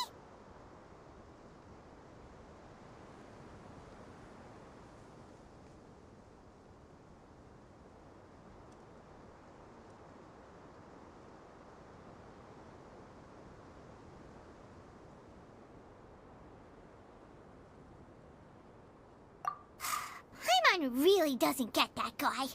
What's he up to? Anyway, let's focus on helping Tainari drink some water first. I'm feeling a little better now. Thanks, you two. Oh, it wasn't just the two of us. Just now. Found you at last. Sino, you're here too! I was concerned, so I came back to check on you. Will you be able to go on? The fur on my tail is so dry, it's practically been singed right off. I don't see any purpose in pushing myself beyond what is reasonable. It appears I'm not suited to this particular round. I should probably just return to Aru Village and rest. Really? So you're backing out? Yes. I do have my results in the first round to serve as a buffer, so even if I forfeit this round, I still have a chance to turn things around later. Withdrawing now will allow me to conserve my energy. Continuing to push onward would be counterproductive.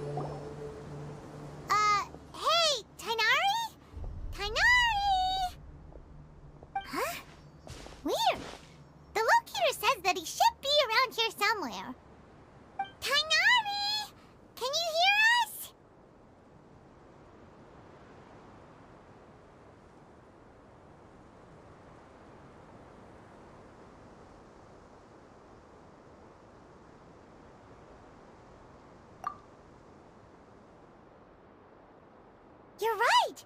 Huh? Oh no, it looks like he's fainted! We have to help him! Tighnari, are you okay? It's so hot. Oh, so you passed out because of the heat! Are you not used to getting around in the desert? That's right. I usually bring lots of water when I go to the desert, precisely to avoid this situation. I went through all my water very quickly, and with the effects of the disturbed ley lines, I started feeling dizzy.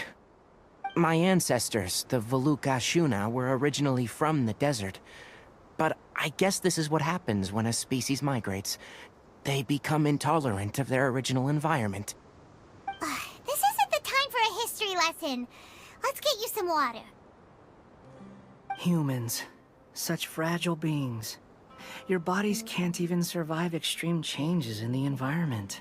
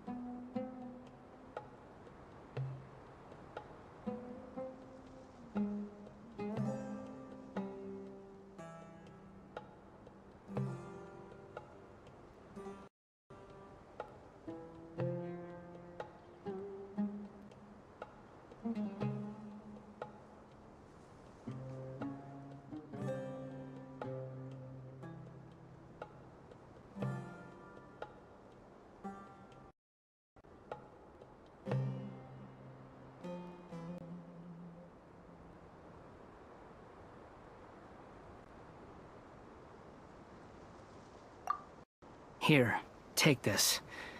Let him drink it.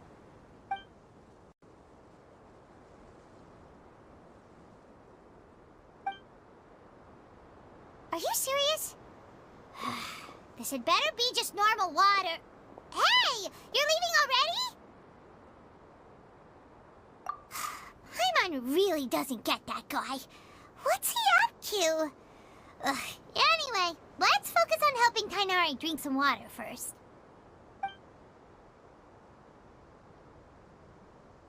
I'm feeling a little better now. Thanks, you two. Oh, it wasn't just the two of us. Just now. Found you at last. Sino, you're here too. I was concerned, so I came back to check on you. Will you be able to go on? The fur on my tail is so dry, it's practically been singed right off. I don't see any purpose in pushing myself beyond what is reasonable. It appears I'm not suited to this particular round. I should probably just return to Aru Village and rest. Really? So you're backing out? Yes. I do have my results in the first round to serve as a buffer, so even if I forfeit this round, I still... Withdrawing now will allow me to conserve my energy. Continuing to push onward would be counterproductive. A wise decision. Let's get you back to Aru Village. It's fine. I can make it back on my own. Oh, stop trying to be so polite. Come on, we'll help you back to Aru Village.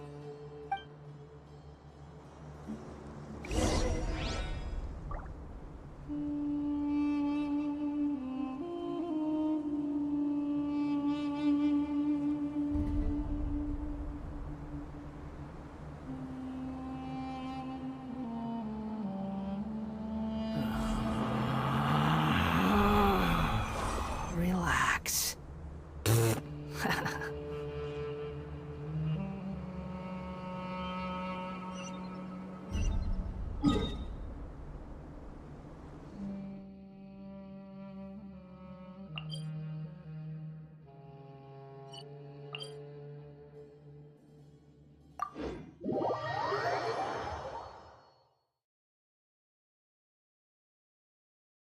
There's no need to exchange pleasantries.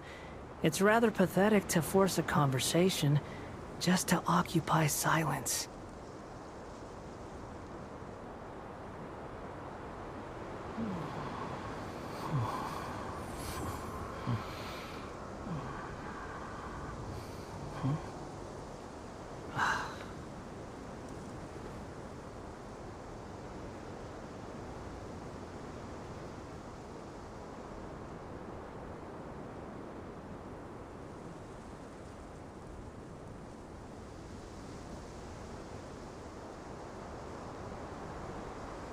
There's no such thing as pure freedom in this world.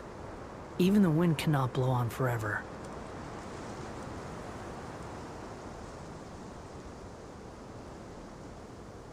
Behold!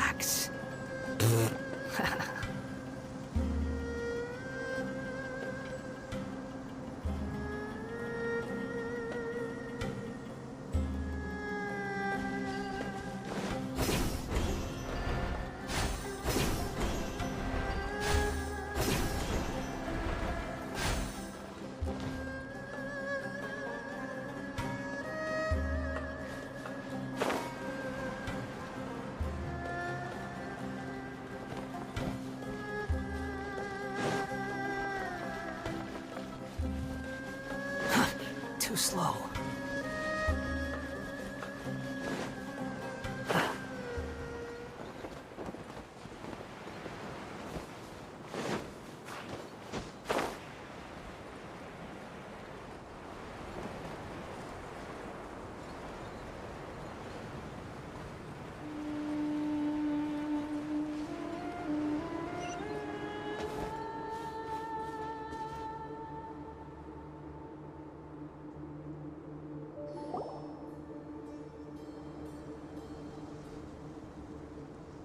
How are you feeling now, Tainari?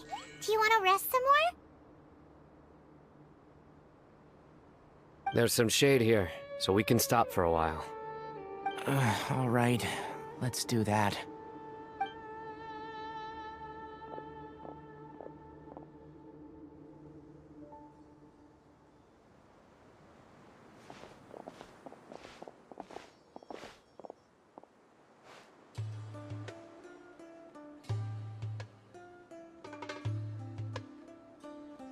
Oh, Sino and Tainari.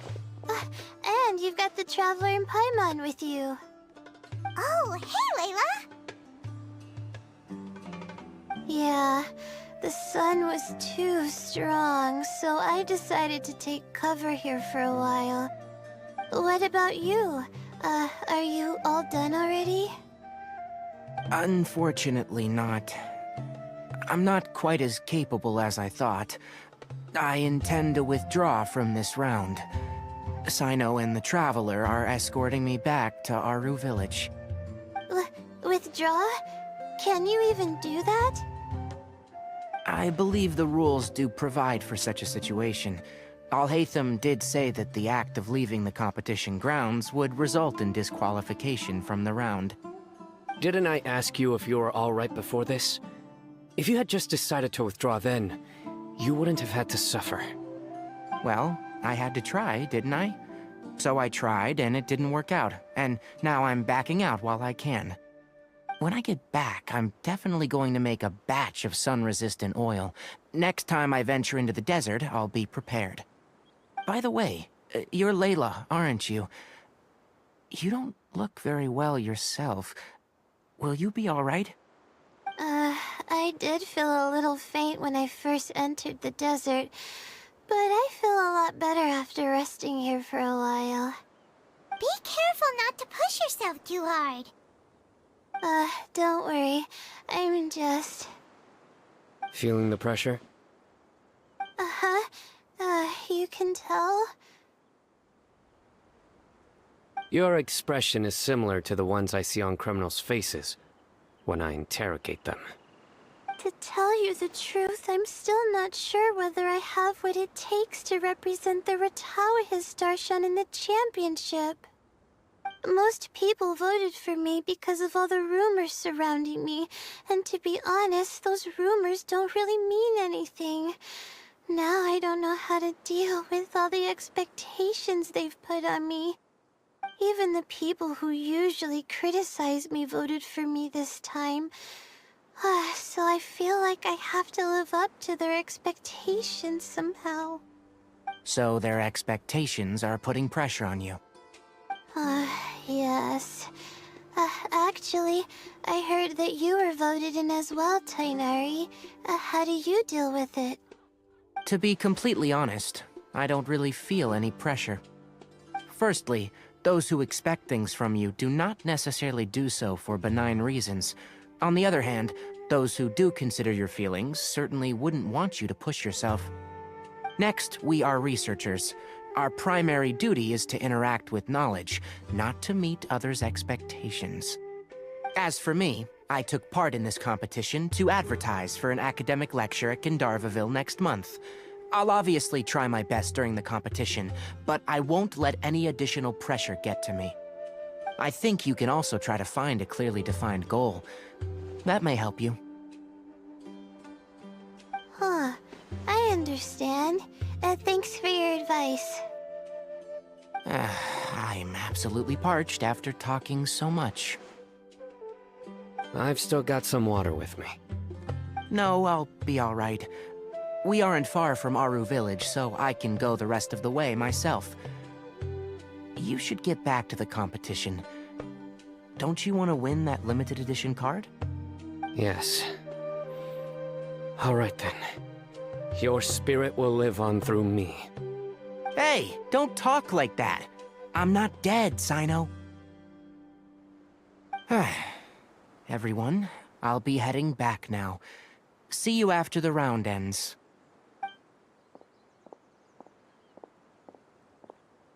I'll continue searching for the ley line disruptors.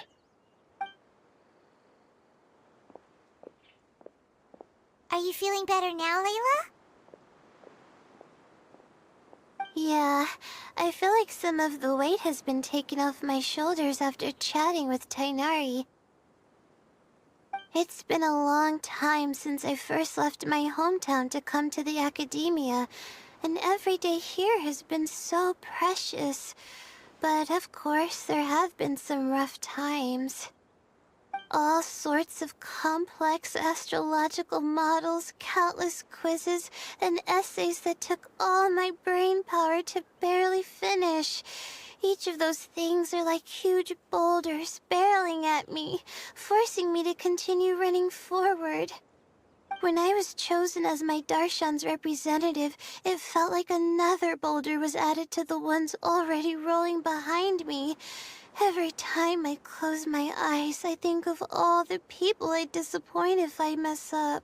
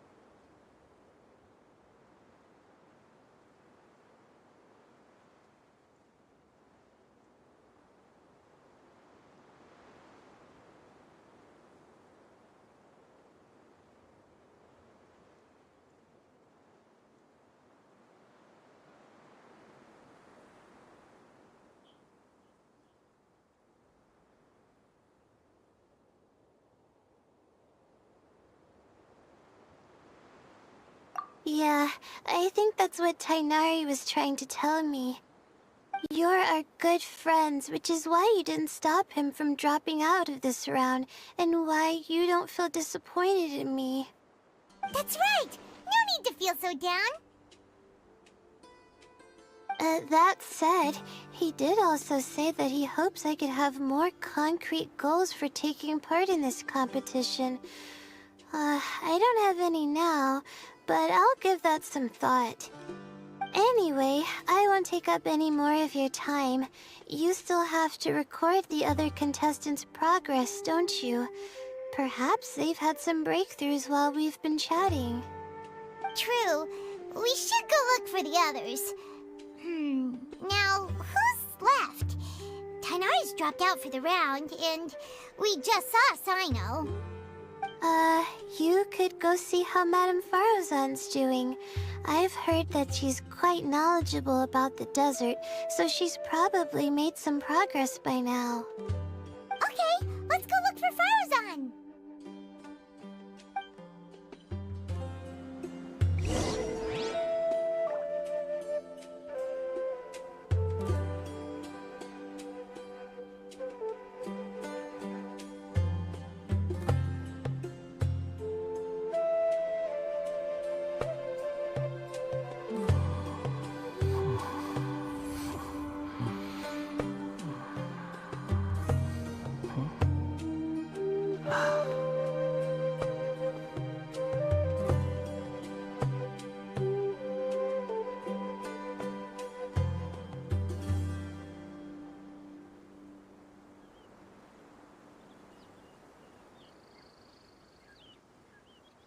You think I've got a sharp tongue?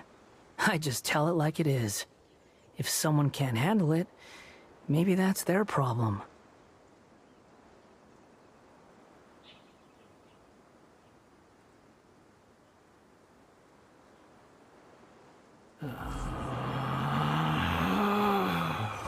Relax.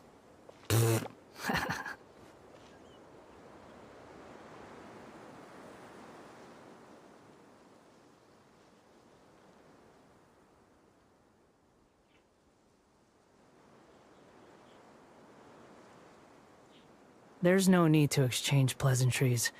It's rather pathetic to force a conversation just to occupy silence.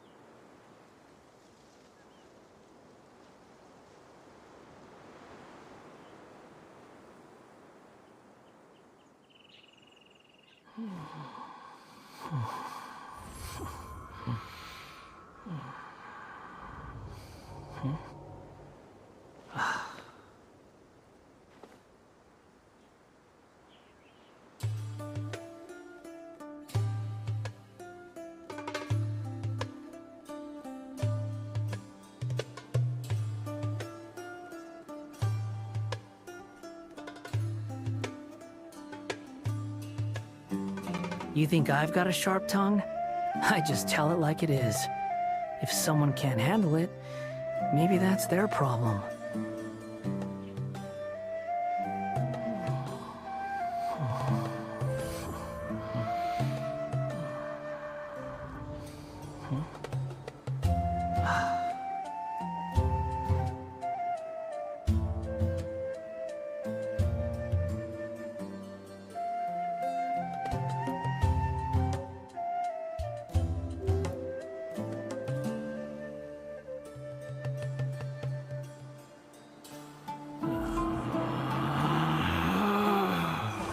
Relax.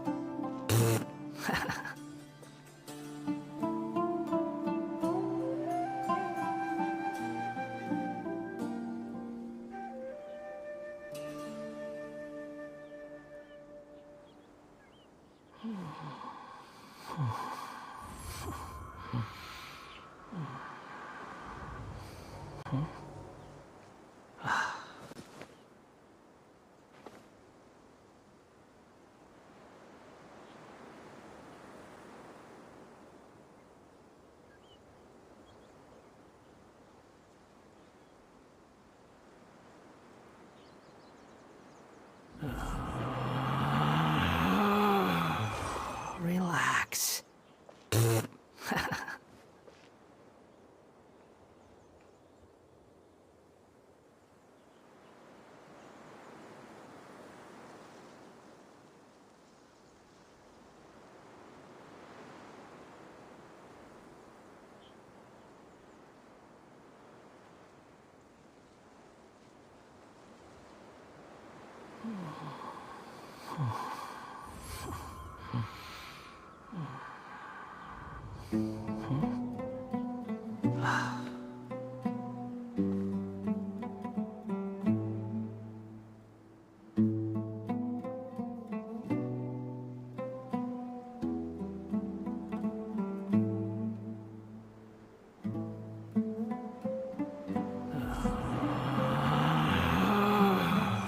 Relax.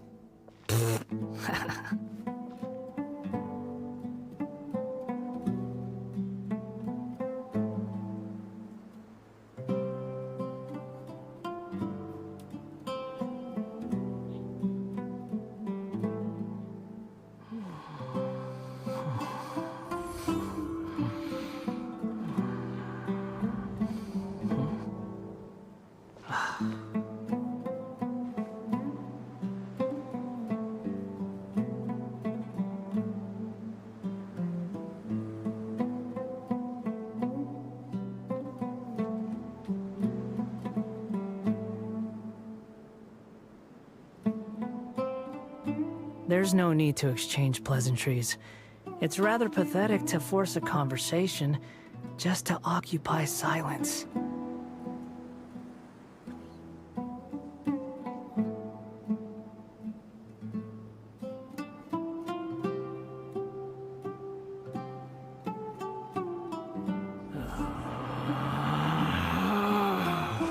Relax.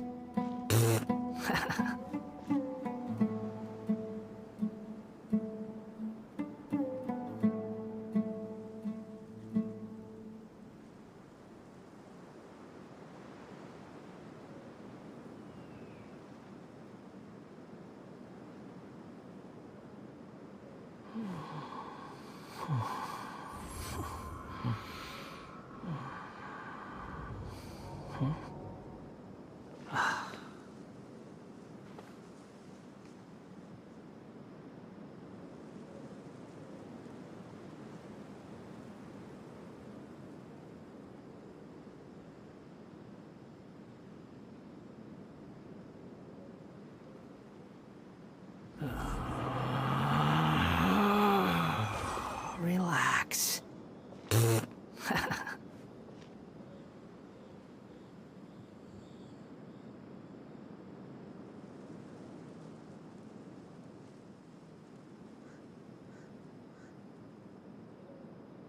You think I've got a sharp tongue?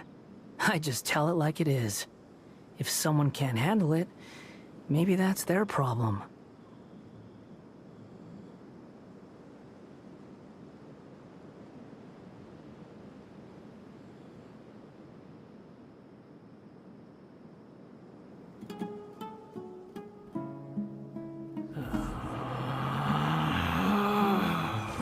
Relax.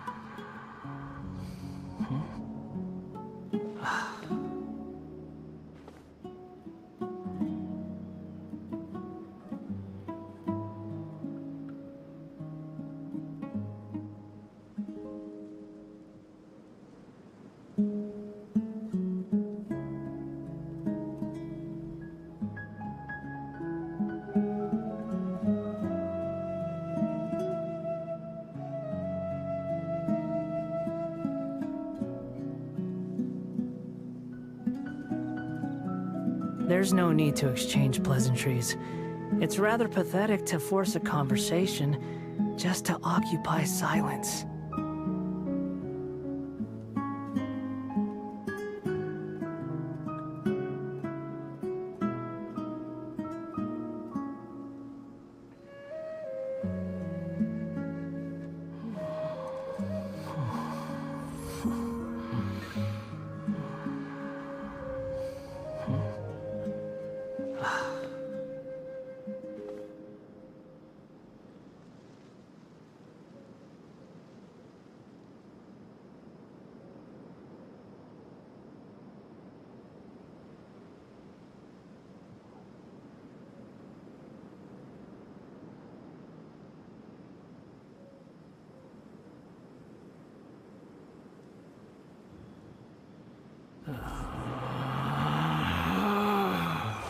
Relax.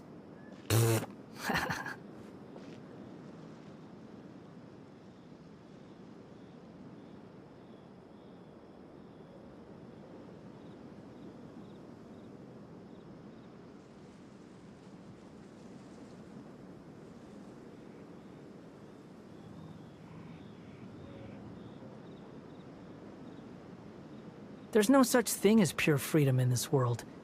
Even the wind cannot blow on forever.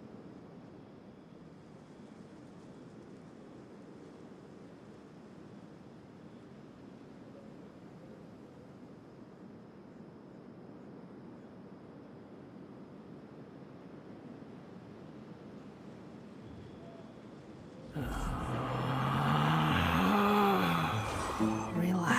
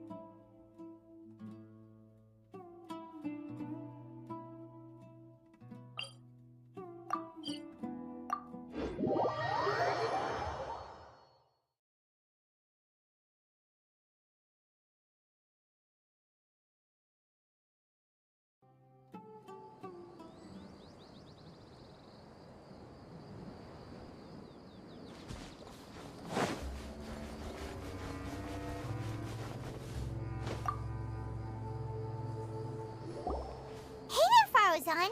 Have you made any progress? Ah, you're just in time. I'm about to start digging right here. Oh, you found the ley line disruptor already? Such a simple problem could never confound me. Not long after entering the desert, I discovered a primal construct that was acting abnormally, so I followed it all the way here. Once I got near here, it suddenly disappeared. Something unusual must be happening around this area. You're a true expert, Madam Faruzan. You knew what to do right away. Well, I do happen to have more experience than most. But that aside, has anyone completed this challenge yet? Nope, not yet. Well then, I suppose I'll be the first. What about that boy Tainari?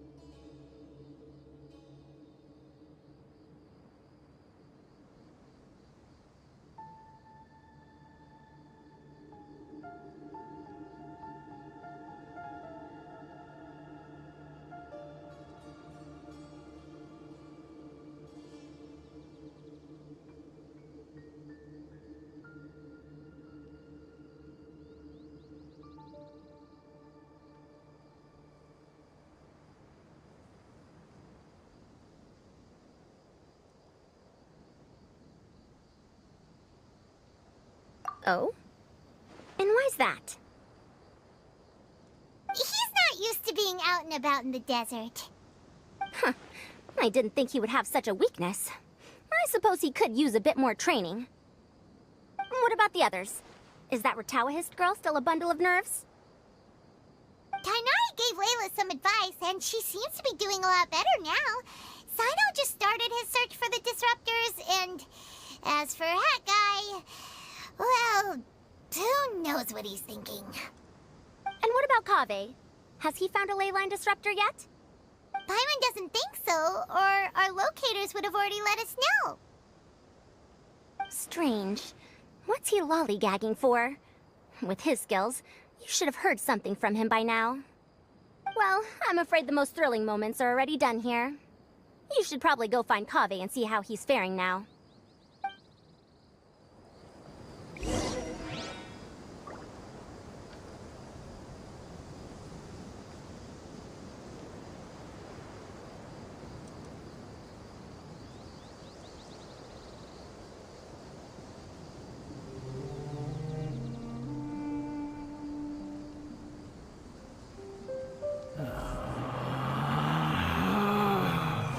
Relax.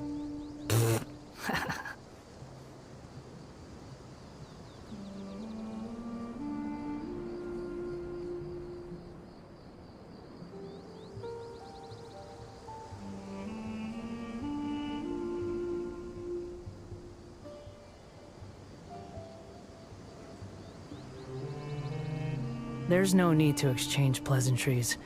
It's rather pathetic to force a conversation just to occupy silence.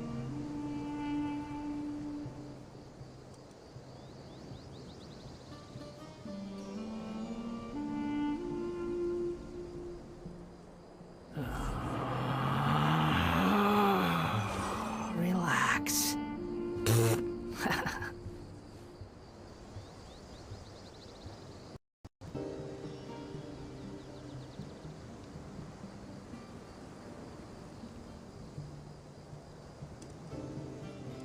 You think I've got a sharp tongue? I just tell it like it is. If someone can't handle it, maybe that's their problem.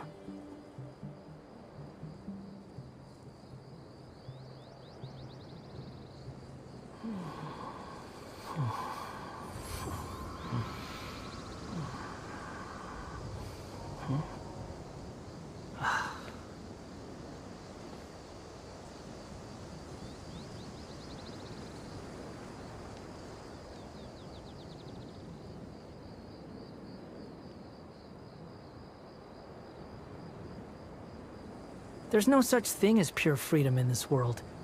Even the wind cannot blow on forever.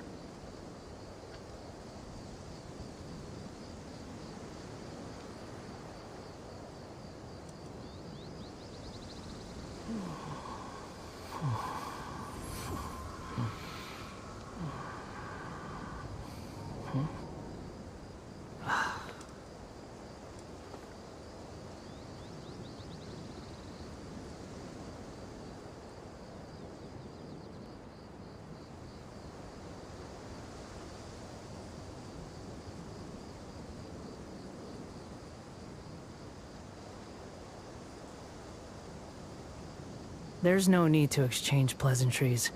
It's rather pathetic to force a conversation just to occupy silence.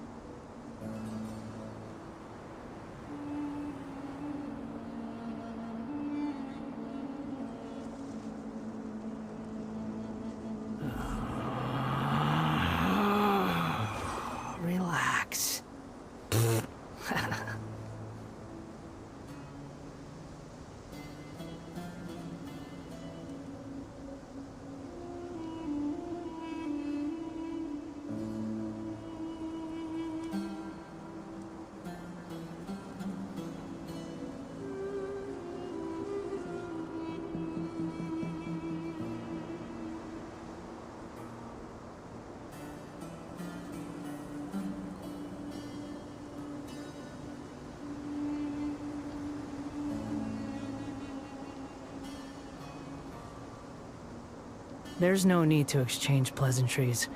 It's rather pathetic to force a conversation just to occupy silence.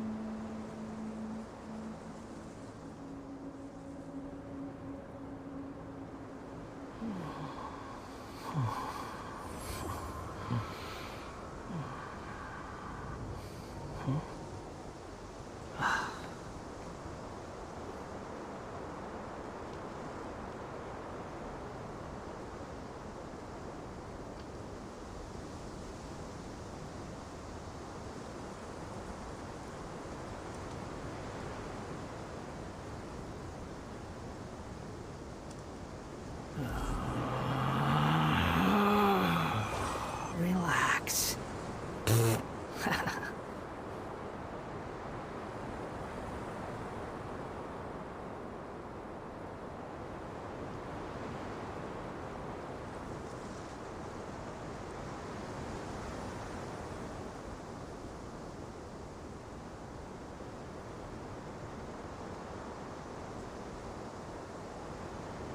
You think I've got a sharp tongue? I just tell it like it is. If someone can't handle it, maybe that's their problem.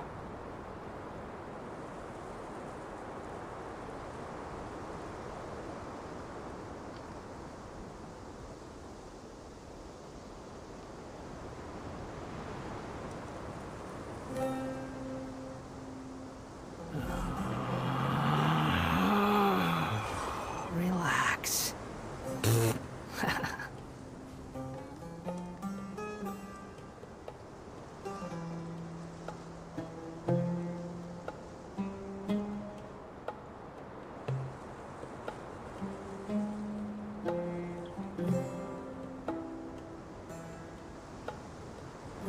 There's no such thing as pure freedom in this world.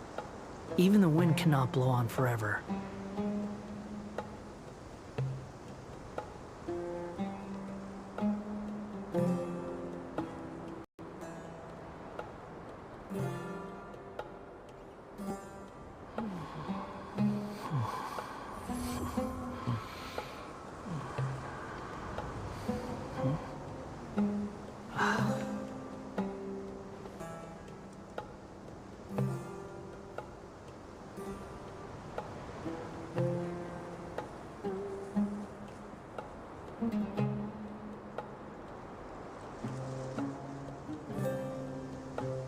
There's no need to exchange pleasantries. It's rather pathetic to force a conversation just to occupy silence.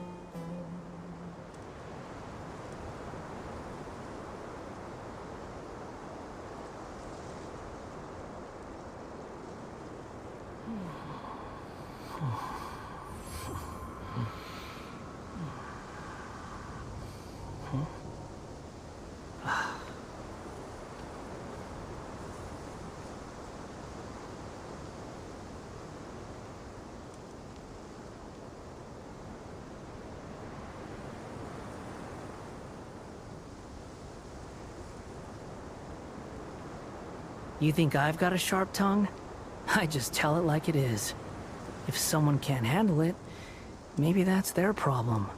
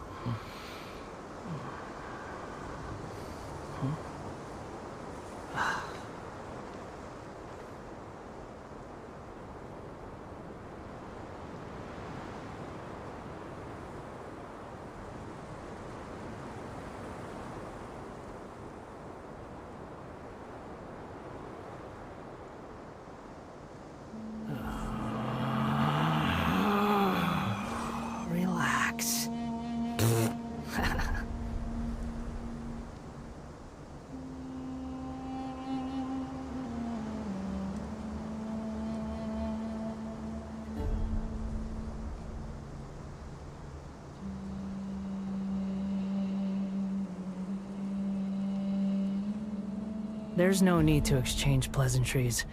It's rather pathetic to force a conversation just to occupy silence.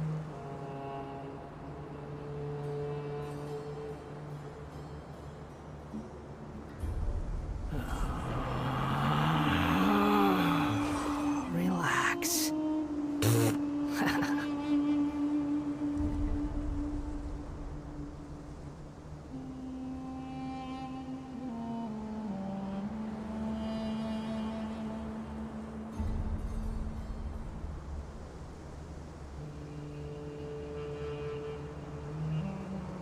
There's no such thing as pure freedom in this world. Even the wind cannot blow on forever.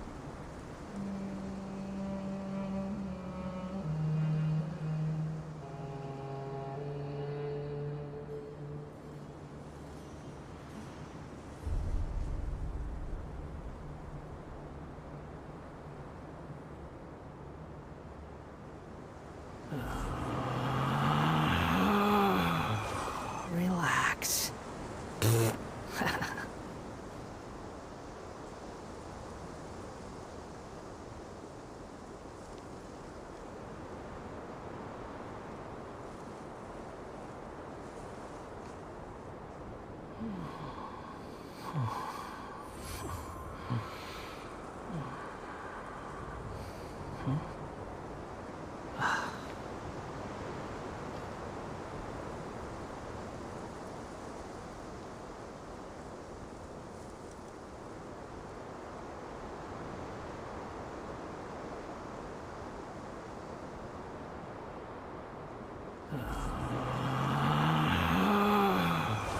Relax.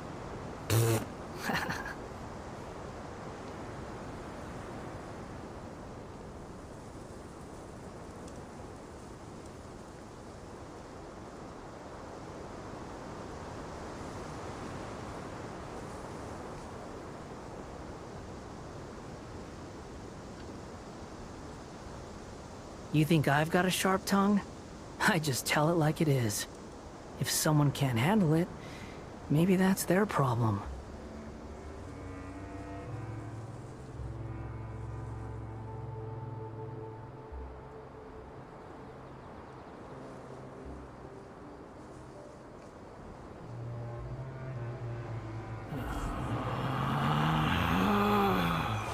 Relax.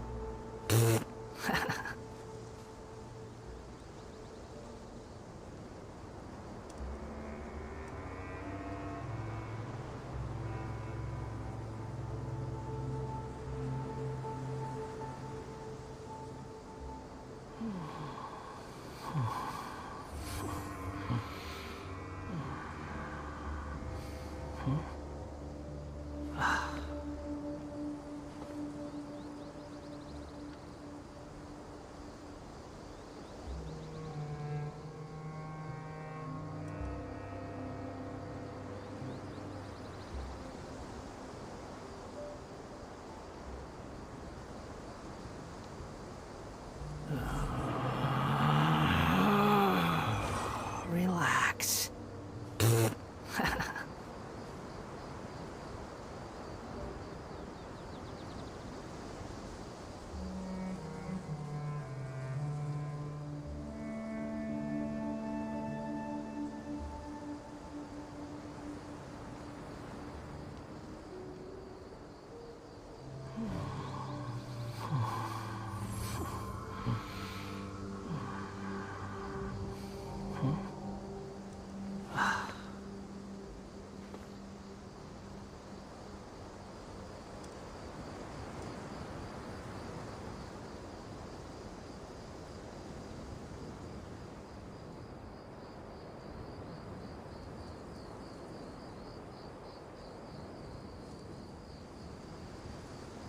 There's no need to exchange pleasantries. It's rather pathetic to force a conversation just to occupy silence.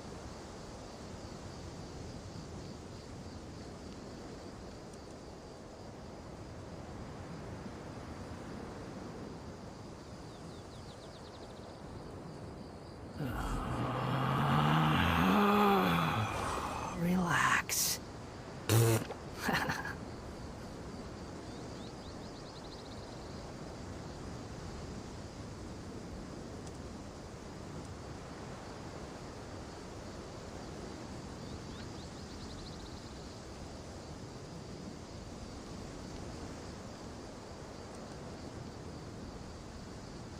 You think I've got a sharp tongue? I just tell it like it is. If someone can't handle it, maybe that's their problem.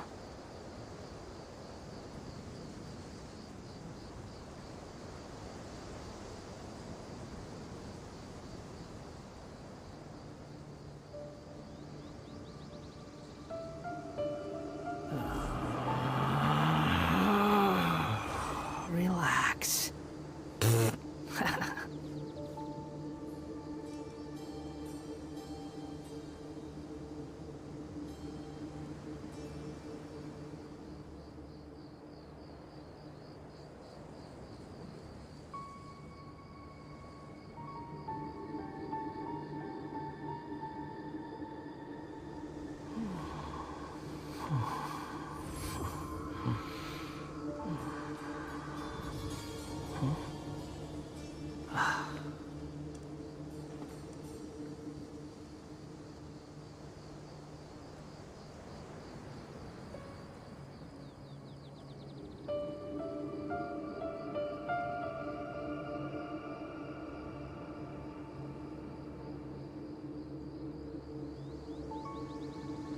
There's no need to exchange pleasantries. It's rather pathetic to force a conversation just to occupy silence.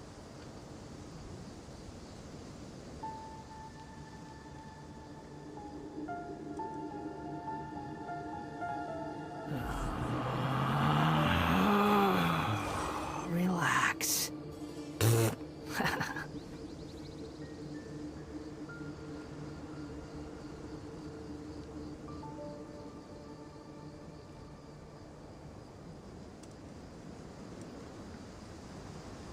There's no such thing as pure freedom in this world. Even the wind cannot blow on forever.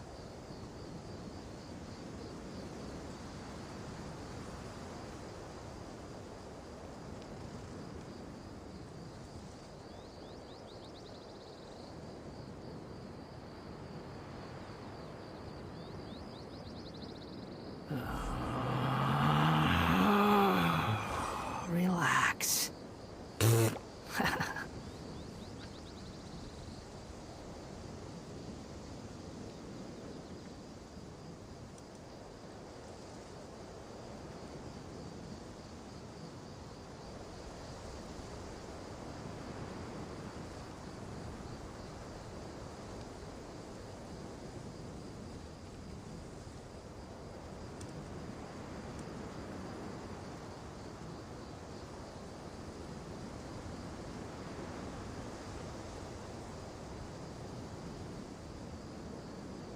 There's no need to exchange.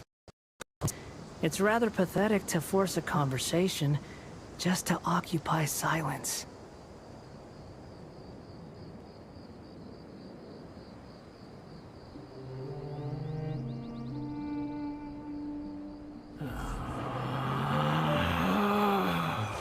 Relax.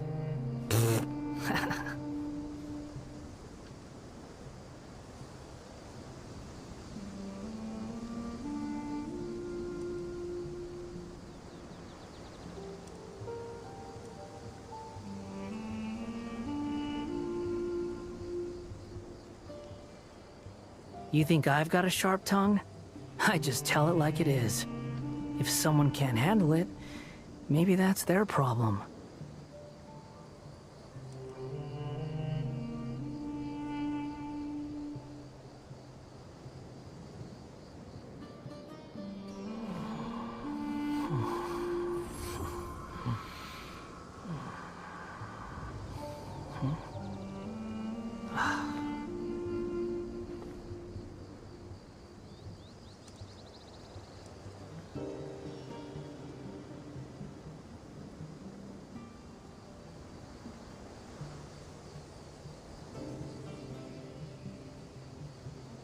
There's no such thing as pure freedom in this world. Even the wind cannot blow on forever.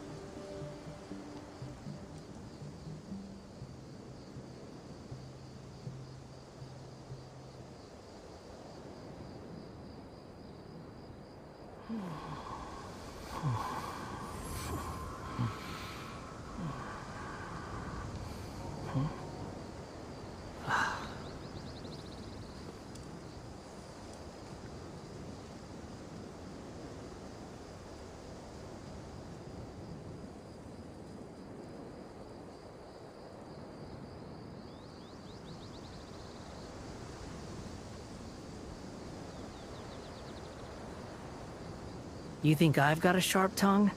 I just tell it like it is. If someone can't handle it, maybe that's their problem.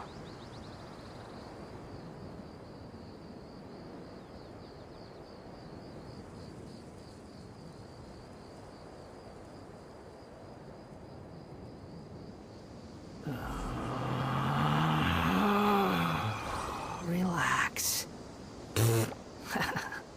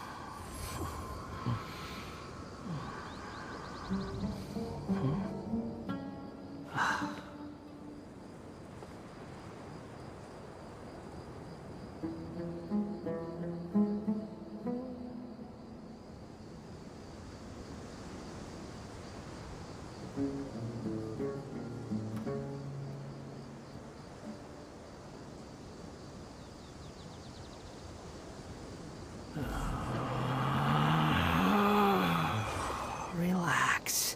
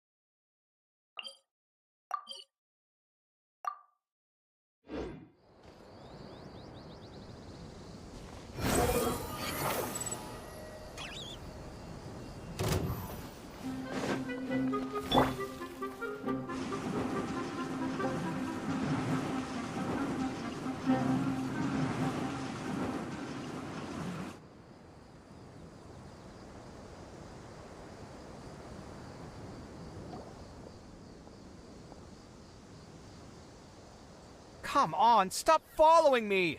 I already gave you all the food I had on me.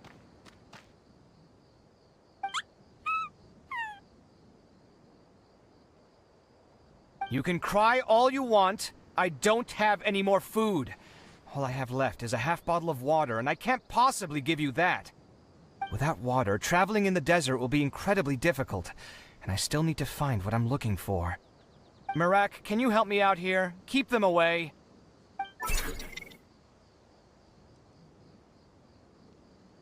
Kaveh, there you are! Faruzan told us to come see how you're doing. What are you up to? Just thinking about it makes me upset. Not long after I entered the desert, I was accosted by these fellows. I don't know why, but they didn't leave the competition grounds, and now the ley line disruptions have left them confused and circling around the area. The moment they saw me, they wouldn't leave me alone. They even cheated me out of my limited food supply.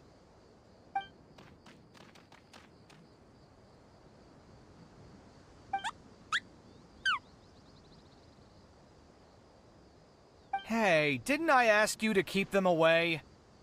Kaveh, is this flying metal thingy yours? That's right. This is my toolbox, Merak. Your toolbox? Huh. It seems pretty fancy. Hey there! Can you understand us?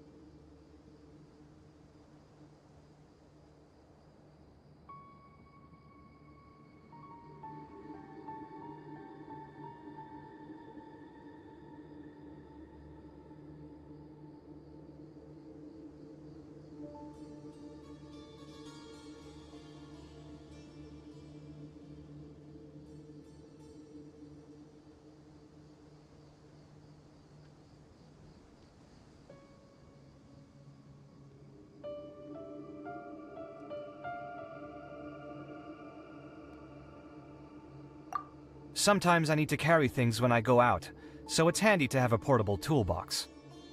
Well, this definitely doesn't look like an ordinary toolbox, that's for sure. It's a long story. When I was working in the desert, I ran into a merchant group who had a machine core they excavated from some tomb. It was clearly from King Deshret's civilization. His technology still isn't fully understood, and Kasharawar has many different opinions on this topic. Our current theories cannot explain such mysteries. Upon seeing such a rare, complete specimen before me, I forked over all the mora on my person to purchase it. Some time back, I wanted to make an automated case that could store my offloaded items. With that core, I created Merak. It can't understand commands that are too complex, but it can serve as my assistant and help me with things like mapping and surveying. Most importantly, it can't talk, so it can't give me any attitude.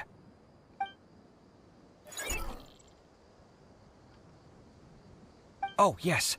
Thanks for helping hide the fact that I live at Alhatham's place earlier. Sorry. I hope this season of my life ends soon, so I can get things back on track. Things just started going downhill at some point. Maybe it all started when my mom remarried and left for Fontaine. Or maybe it all started when I spoke to Alhatham in the library. Or maybe it's because constructing the Palace of Alcazarzaray burned through my funds. I'm still paying off the debt from that one. Oh, when's this going to end?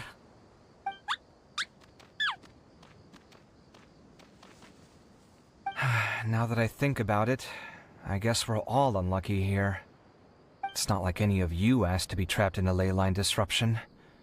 Okay, let me get you all out. Kaveh, aren't you going to look for the ley line disruptors? Yes, but I can't just leave them here, can I? Oh, forget it. The more I think about this, the more I feel a headache coming on. I'll get back to searching once I get them out of here. Time's a-wasting. I'm off. Kaveh looks like he's conflicted. He really wants to win, but he can't ignore those he wants to help. Paimon's always felt like he's the type who easily gets himself into tough spots. Paimon doesn't mean this in an insulting way, but he seems like the kind of guy who'd be really easy to take advantage of. Whoa! Someone's done already! Right? Wonder who it is. Let's go back and ask Alhatham.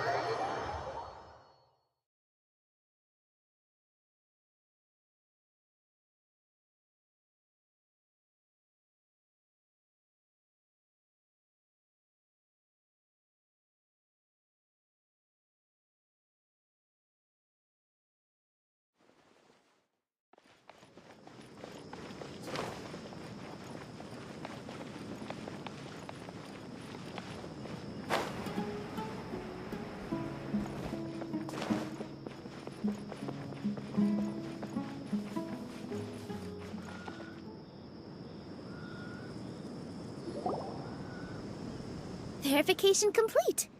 Congratulations on being this round's first winner, Sino. Ooh, so Sino was the quickest. I am from Spontamod, after all. We know a lot about ley lines, so finding a disruptor was never going to be particularly difficult for me. Since the Traveler and Paimon also happen to be here, do you have anything you want to say? Anything I want to say? My friend couldn't continue on, so failure was never an option. The bonds of yesterday will forge the road to tomorrow. With the ties of friendship that bind us, I won't lose to anyone. That's a line from King of Invocations, one of my favorite works, and it sums up my thoughts right now. It might be a good thing that Tighnari isn't here, or else he'd give Cyno a good smack right about now. Oh wow, it's already so late. Everyone's probably running low on food and water. It'll only get harder from here on out.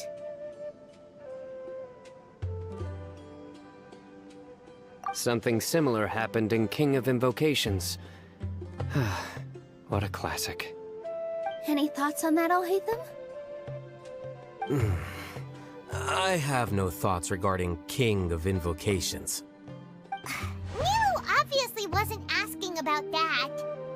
Deserts are much more dangerous at night, so this competition should be nearing its end. At the moment, only Farazan, Layla, and Kaveh remain. I wonder who the next person to find a disruptor will be. Wait, only 3 people are left?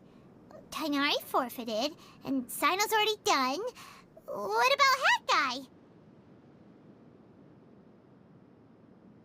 He also forfeited not long ago. Ugh, Paimon can't understand what he's thinking at all. But, like Alhaitham said, this round's almost over. Let's go see what the other contestants are doing.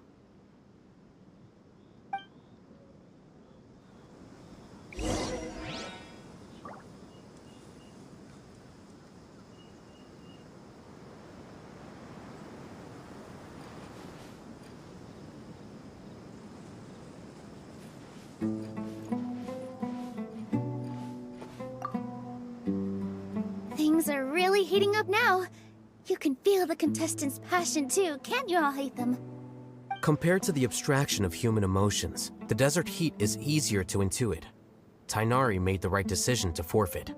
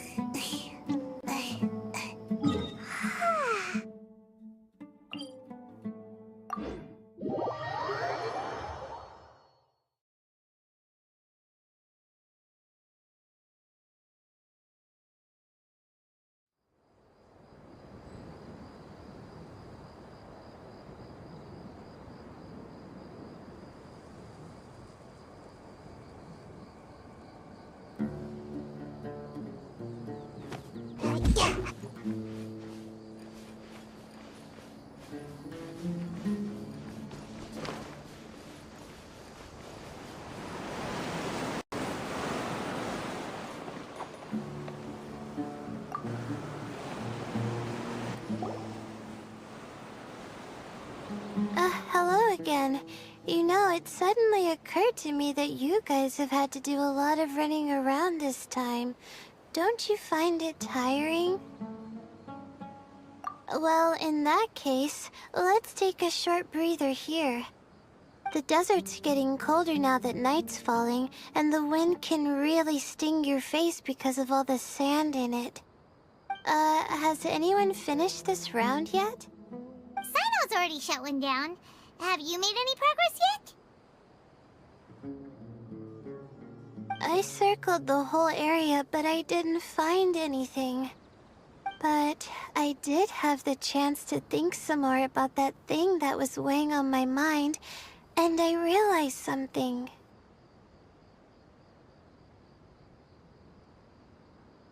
Well, my fellow Retawahist members must have all put my name forward for different reasons, and maybe a lot of them only picked me because they wanted to watch me make a fool of myself. But be that as it may, I believe that a lot of them genuinely do expect great things from me. And I want to live up to their expectations. I don't want them to regret putting my name down. Huh? But doesn't thinking like that put a lot of pressure on you? Of course, that comes with some amount of pressure for sure. But now I've thought about it, I don't feel like this is something I have to do. Instead, it's something I want to do. That may not sound like a huge difference to you, but it's helped me relax a lot. So don't worry about me. Well, that's great! Also, now that I've relaxed, I'm suddenly really sleepy. I think I'll just take a quick nap. Just a quick one.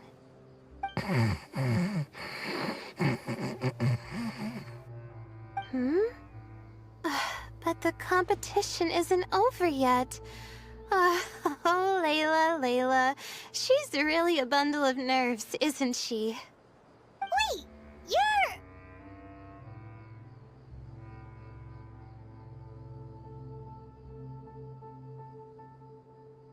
Good to see you too.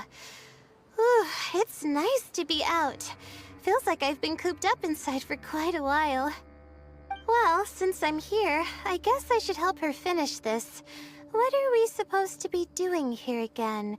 Finding a ley line disruptor, was it? Let me see. Looks like she's basically gathered all the information she needs.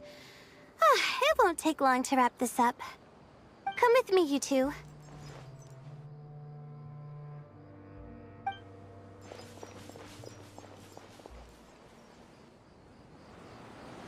Do you ever get the feeling that the ley lines have a regular flow? Similar to the way that celestial bodies follow fixed orbits? If we were looking down from on high, I wonder whether we'd find that the ley lines are just the reflections of the stars upon the Earth. Not all astrological phenomena can be directly observed. Some are deductions based on other details that we know. It's the same situation with the ley lines.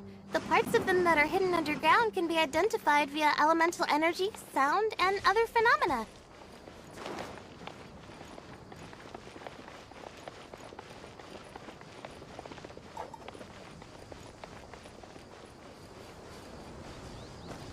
Plus, now that someone has shut one of the disruptors down, the contrast between before and after can provide me with further information still. Let me see. It should be here, I think.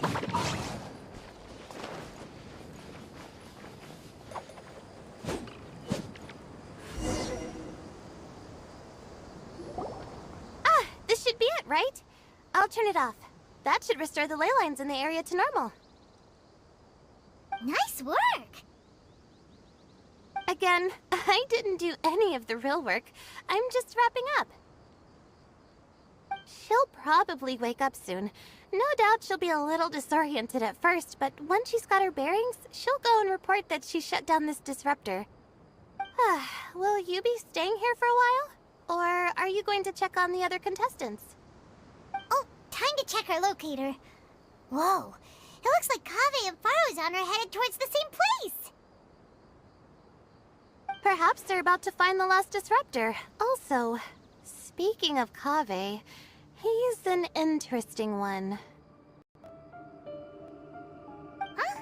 Why do you say that? Before the second round, he had a chat with the other me. He said that worries can be like illnesses. They don't always have a magic cure. Sometimes you just have to endure them as best you can until they run their course. But the way I see it, his situation is much worse than my other self's. She just hadn't found what she wanted to do at the moment, which is why she felt lost. Kaveh, meanwhile, knows what he wants to do. He's convinced that he has to win, and yet he still seems conflicted. He doesn't have a second personality, but somehow he still seems that he's at odds with himself in some way. I don't know exactly how to describe it. It's like he's smiling on the outside, but there's no joy inside, only sorrow. Still, who knows? He must be more experienced than me. Maybe he's just better at dealing with it all than I am. But back to the topic of wrapping up. Shouldn't you be getting back to the action to record how everything plays out? Last one, then the round's over. Oh, true. Okay then, guess we'll be going now. We'll keep everything you said in mind.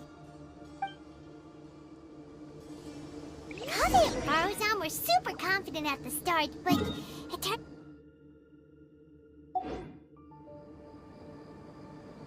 But between the two of them, who's going to get there first? Let's head over quick!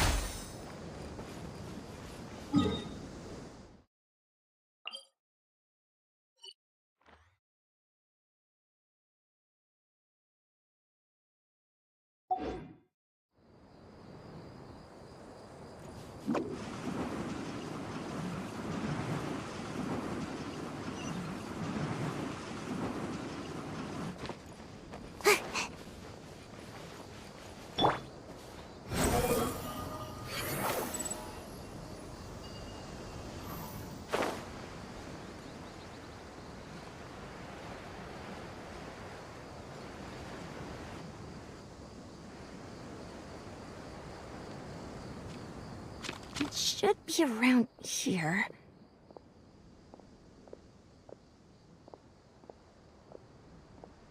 Finally found it. Kaveh? Are you? Oh, Madame Faruzan. And here I thought you would have finished this round by now. Faruzan! Kaveh! Oh, looks like Layla's already done. I didn't expect that you and I would find a disruptor at the same time. How are the other contestants doing? Tainari and Hat Guy forfeited, while Sino and Layla are already done. You two are the only ones left. Huh? That's weird. Didn't you start digging really early on? Yes, I kept digging, but instead of finding a disruptor, I found a ruin. I fell down pretty deep, and it was completely dark in there. It took me quite some time to unlock the various mechanisms and return to the surface. That's actually really impressive. Finishing a week's worth of trials in such a short time. Huh. That's pretty amazing, Madame Faruzan. What about you? Why are you so late? I encountered a lot of lost desert foxes along the way, and I brought them to the outskirts of the competition zone. When I came back, I was absolutely parched. And then I blacked out. Probably from the heat, you know? When I woke up, it was already night. I used the last of my strength to come here. A most curious reason indeed. But are you sure you're all right? It sounds like you were in an incredibly dangerous situation. You said you were familiar with the desert, but the way you handled problems... It does feel rather at odds with your title as a genius. It was problematic, but that had nothing to do with me being a genius. It was my decision. The way I did things wasn't optimal, but I wouldn't have been comfortable not doing it either. My conscience would have weighed on me. Youths these days, each stranger than the next. But back to the main issue at hand. Since we are both very certain that this is where the final leyline disruptor is, let's dig it up then.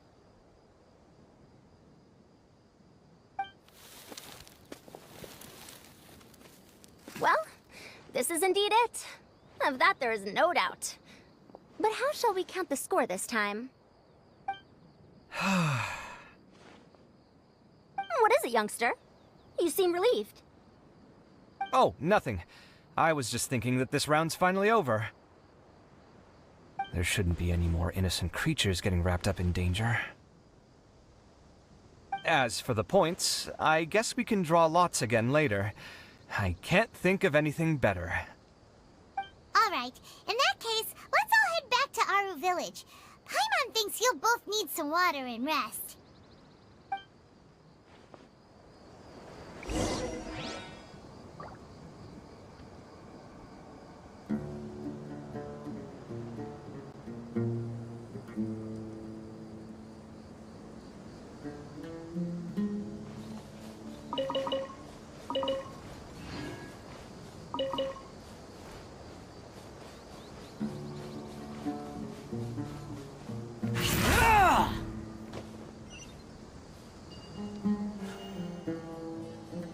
The wind rises.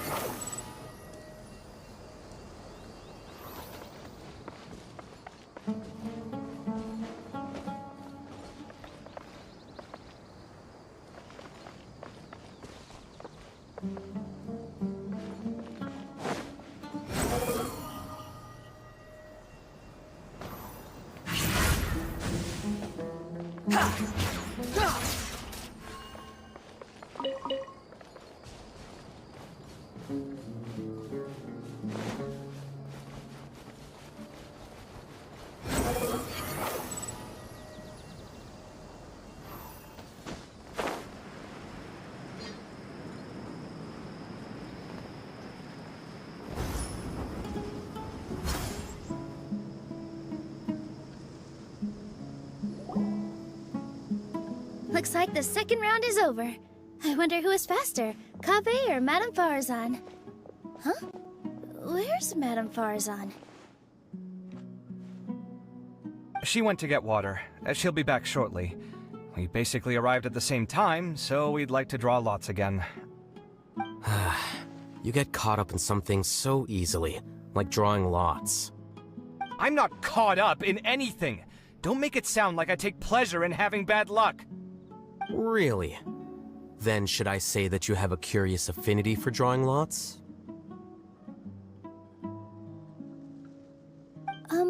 I'll go get the box and slips of paper for the lots. Please wait a moment.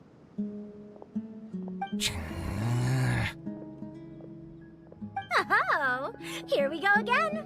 Let's see how I fare.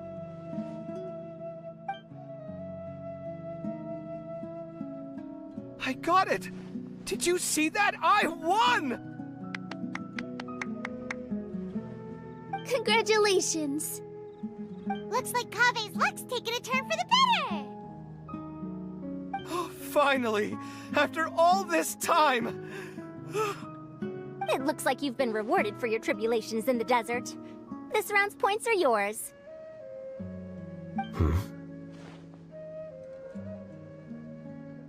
And with that, our second round is done. Sino, Layla, and Kaveh are our victorious contestants. As for the current standings, let me see. Sino and Layla both have 4 points, putting them both in first place. The rest in descending order are Tainari, Farazan, Kaveh, and Hakai. The next round will be the final one. Please rest up before then, everyone. I heard that some stalls at the Wisdom Gala are debuting new games, so feel free to drop by if you're interested. Otherwise, see you next round!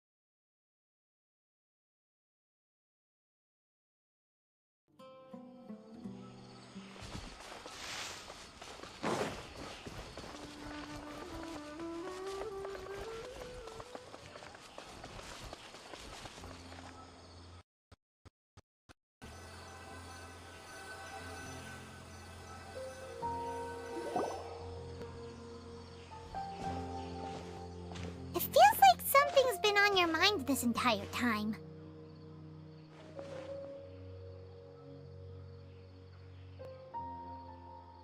Traveler, Paimon.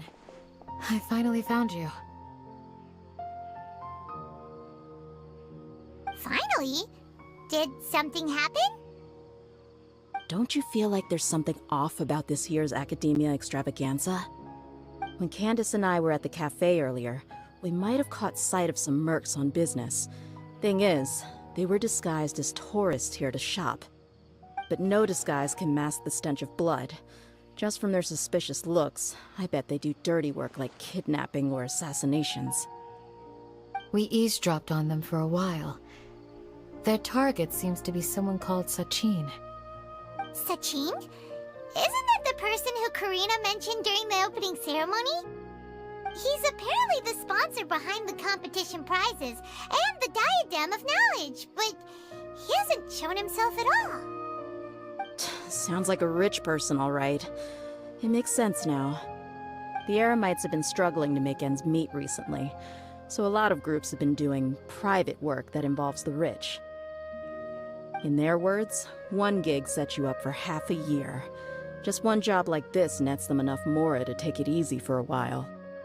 The extravaganza has brought many tourists to Sumeru City all at once, so it's likely that they took advantage of the bustle to sneak in.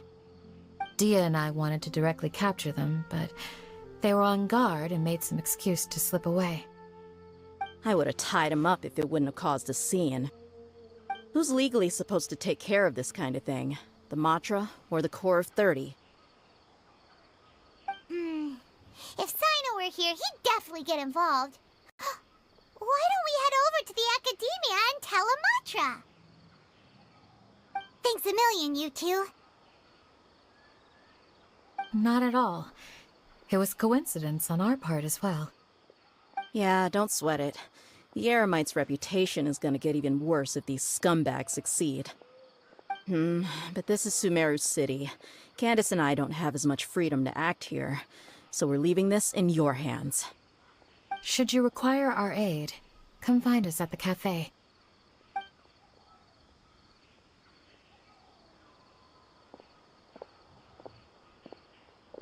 Paimon's noticed that something's bugging you. Is it the extravaganza? 'Cause Paimon's starting to think that there's more than meets the eye here, too. But thinking like this isn't doing anything. Let's just go find Matra.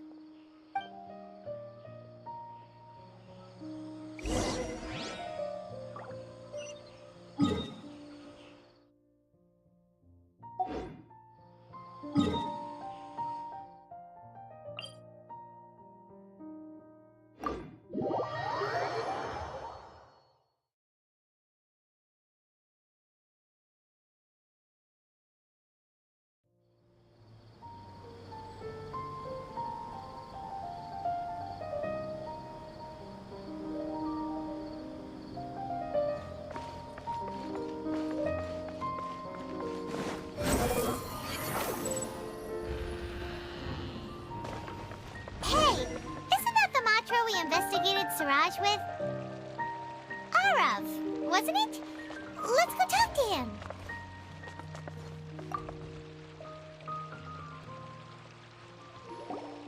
Hello, both. It's been a while. Do you have any issues to report? Someone's planning to kidnap Sachin. Goodness. Though I suppose it's not all that surprising. The growing popularity of the extravaganza has given him quite the reputation boost as its sponsor. He's seen as one of these super rich types. Well, since he's got a target on his back now, shouldn't you send some people to protect him? To tell you the truth, we've thought about doing just that. However, Sachin apparently prefers to spend most of his time out doing field work, and hardly ever comes back to Sumeru City. No one has been able to contact him. Our only lead is something he once said. Each time the Inter-Darshan Championship is held, I will be watching from close by to choose a suitable person to inherit my estate. Assuming he remains committed to that promise, then he must be right here in the city somewhere. I suspect that the Eremites in question must have heard about that as well, and decided to come here and try their luck. So, they shouldn't know where Sachin is either, right? I would assume not. Anyway, Mahamatra Saino is still on vacation, so I'll handle this. Don't you worry. A couple of kidnappers aren't gonna get very far in Sumeru City these days.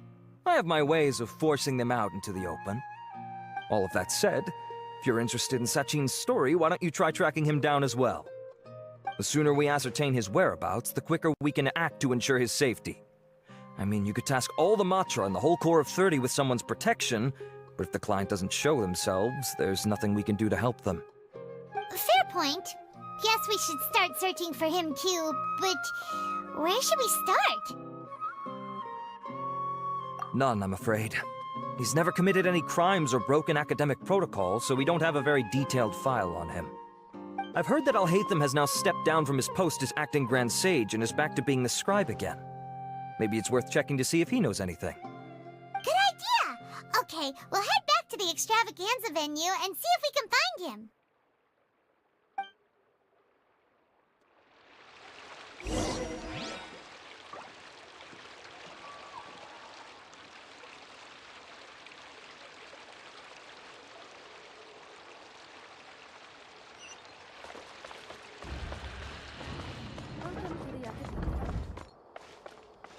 Behold!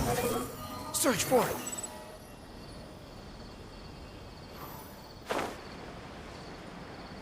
Yeah!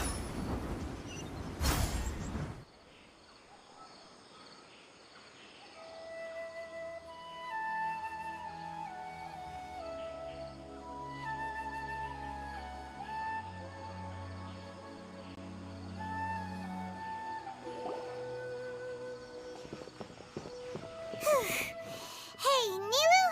Have you seen Alhaitham anywhere? Alhaitham? Why, what is it? We're trying to track down someone and we need him to pull up some records for us. Oh, I see. Sorry, I don't know where he went. He's always the first to leave after the competition ends, and he never tells anyone where he'll be going. Huh. Yeah, actually, that sounds about right for him. Let me think. To be honest, he doesn't seem very interested in the extravaganza, so he probably doesn't stick around longer than he has to. To him, being a commentator is just extra work he was roped into. Do you guys know of any places he'd go after work?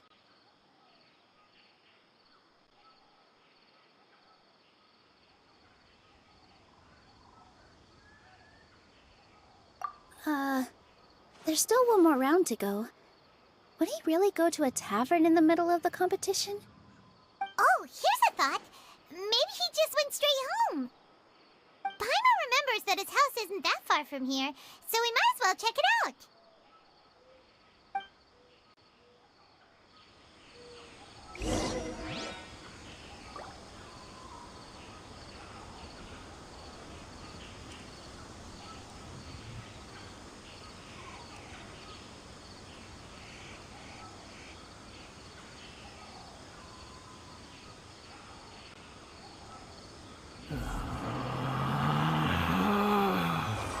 Relax. I wonder where Alhaitham would go.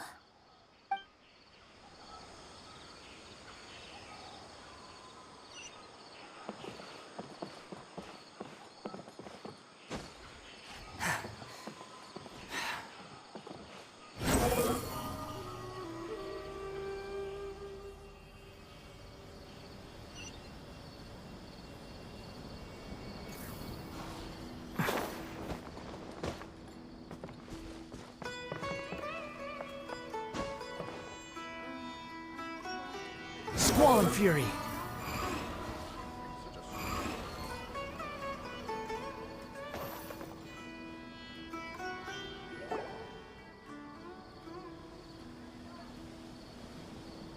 Let's try knocking.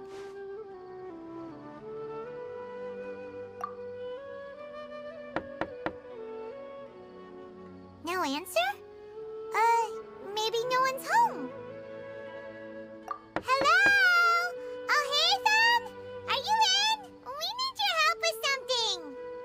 Oh, it's you two? Oh, Kaveh, you're home! Come on in, I'll get the door for you.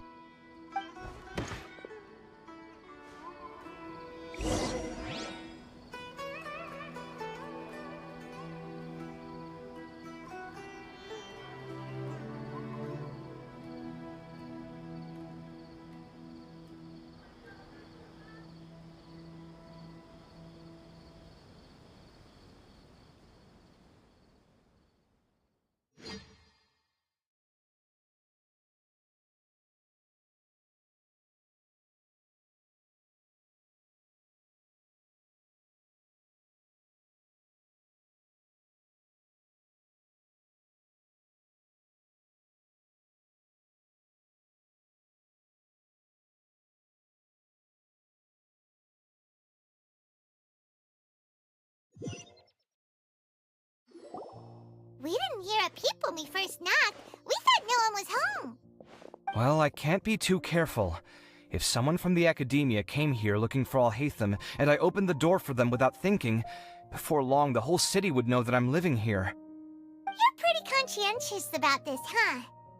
So, what happens if someone comes inside looking for him while you're at home? It's fine, as long as I stay in my own room. Anyway, why would someone just barge in here looking for him? Most people have better things to do. Fair enough. So do you know where he is at the moment? What do you think? Who knows what he does in his free time? All that matters to me is that he's out of the house. I wouldn't call it that. He's just incapable of saying anything pleasant at all. I told him how the second round went. I won the lot draw, remember? Because of good karma, of course. My luck's on the rise. But him, being him... Oh, you wouldn't believe what he said after I was done talking! You're always quick to remind me that you're my upperclassman, and yet you do not problem solve in the manner becoming of an upperclassman. This begs the question of why we attach prestige to seniority at all. What does he mean, manner becoming of an upperclassman? What, am I supposed to earn the title of upperclassman now? And he didn't stop there. He said, I'd encourage you to reflect on why you've ended up having to rely on luck every round. Frankly, it's incomprehensible to me how you've managed to make it to this age without acknowledging the proverbial elephant in the room of your life. Yeah, that does sound like something Alhaitham would say. I've had it with him. Every time I talk to him, it's the same way. He finds a way to infuriate me every single time. Anyway, the disdain is very much mutual between us, so I'll be moving out as soon as possible. I'm actually packing my things right now.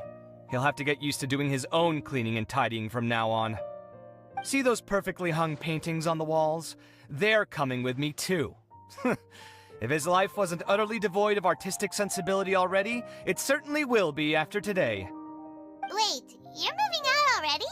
But the competition isn't even over yet. How can you afford it? Well, obviously I can't just yet. I'm just packing early to get ahead of the game. I've got my new place picked out already. The moment I have my hands on the prize money, I'm going to buy it and move my things right in. It'll take me 3 days tops to move out of here for good. I now know what I have to do to achieve this goal. No matter what happens in the third round, I will win. I will emerge triumphant. You'll see. Well, we'll be rooting for you. But are you sure you'll be all right? In what way? Layla said that she thinks you'll get caught up in internal conflict. Meaning what exactly? Oh, don't tell me you think I have serious personality flaws too. Oh, we didn't say that. But think about it. You say you want to win, but you also turned Farozan down when she offered to give you her points. Plus, you took it upon yourself to help those desert foxes. Wait, what's so unusual about all that? I gave you my reasons. I would have felt guilty otherwise. Where's the conflict in that?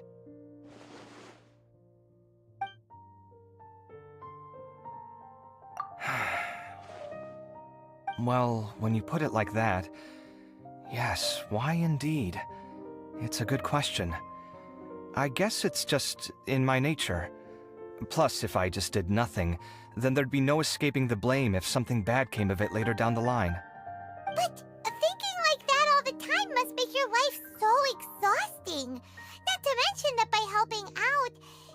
yourself at risk. Fainting in the middle of the desert, for example. Was that really worth it?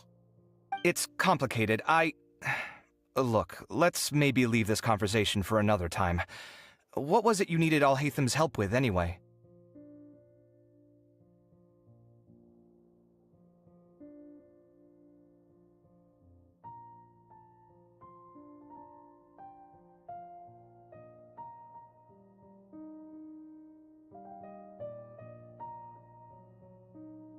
Sachin?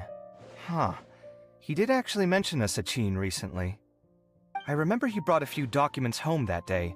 He was thinking out loud as he looked through them, making some notes and doodling as he went. He even suggested that I should take a look, but I didn't. Give me a moment. Let me go find them.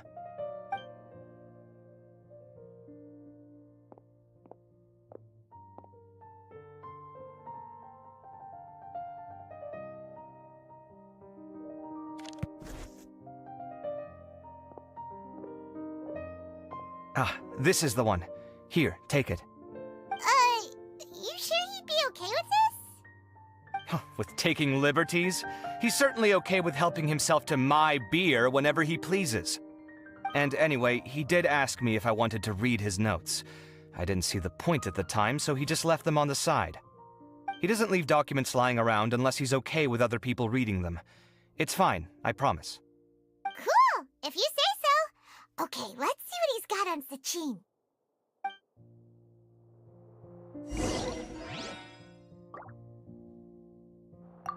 I fetched the documents for you. Feel free to look through them at your leisure.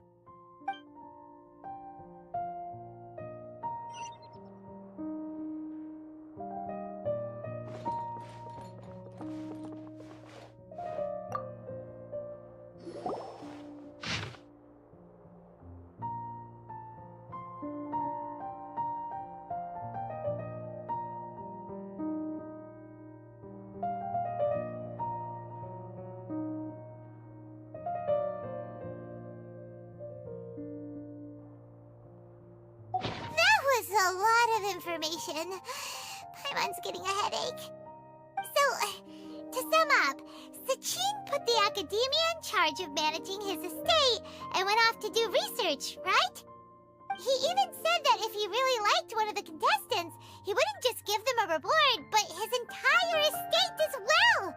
Oh, that must be worth heaps and heaps of mora. What? Are you serious? All of Sachin's wealth, that's more than I could spend in a lifetime, surely. Heck, if I got chosen, I'd be able to pay off all my debts, then buy a new place, and still have cash to burn. I could build another Palace of Alcazar's array, except this time, I'd make it 10 times bigger. Oh, then there's that new project in Port Ormos, of course. The bridge renovation. To do it properly would take upwards of... Hey, snap out of it! You're getting way ahead of yourself there, mister! You're right. First I need to focus on winning and moving out of this place. Huh? Wait a moment. There's a loose slip of paper tucked in between these pages. Did Alhaitham write this? It looks like he was jotting ideas down as he was thinking things over. Let's see. Two phrases have been circled. Sachin, dead or alive, unknown. And diadem of knowledge. Some of this stuff is just plain incomprehensible. Is this written in some other language? Let me see. Huh. I recognize this script. Give me a second. Lofty ideals may provide no defense at all against nihilism, but perhaps little decisions can. That's a rough translation anyway. I can't guarantee it's 100% accurate. There's another smaller line of text underneath. Why would he bring that up? Wow! It's so cool that you can actually read this script! We worked together on a project once when we were students. The title was Decoding the Runes and Architectural Philosophy of the Ruins of King Deshret's Civilization. I had to familiarize myself a little with this script at the time. Oh, interesting! So, any idea what Alhaitham meant by all this? Who knows? The way his mind works is one of the great mysteries of the world. Fair enough. Well, guess we've learned all we can here.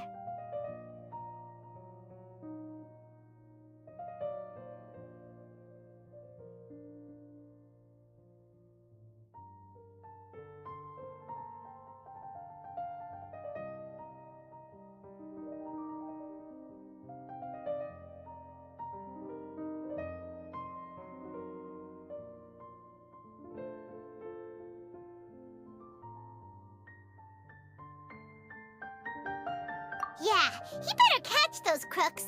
But until then, let's just head out for a stroll.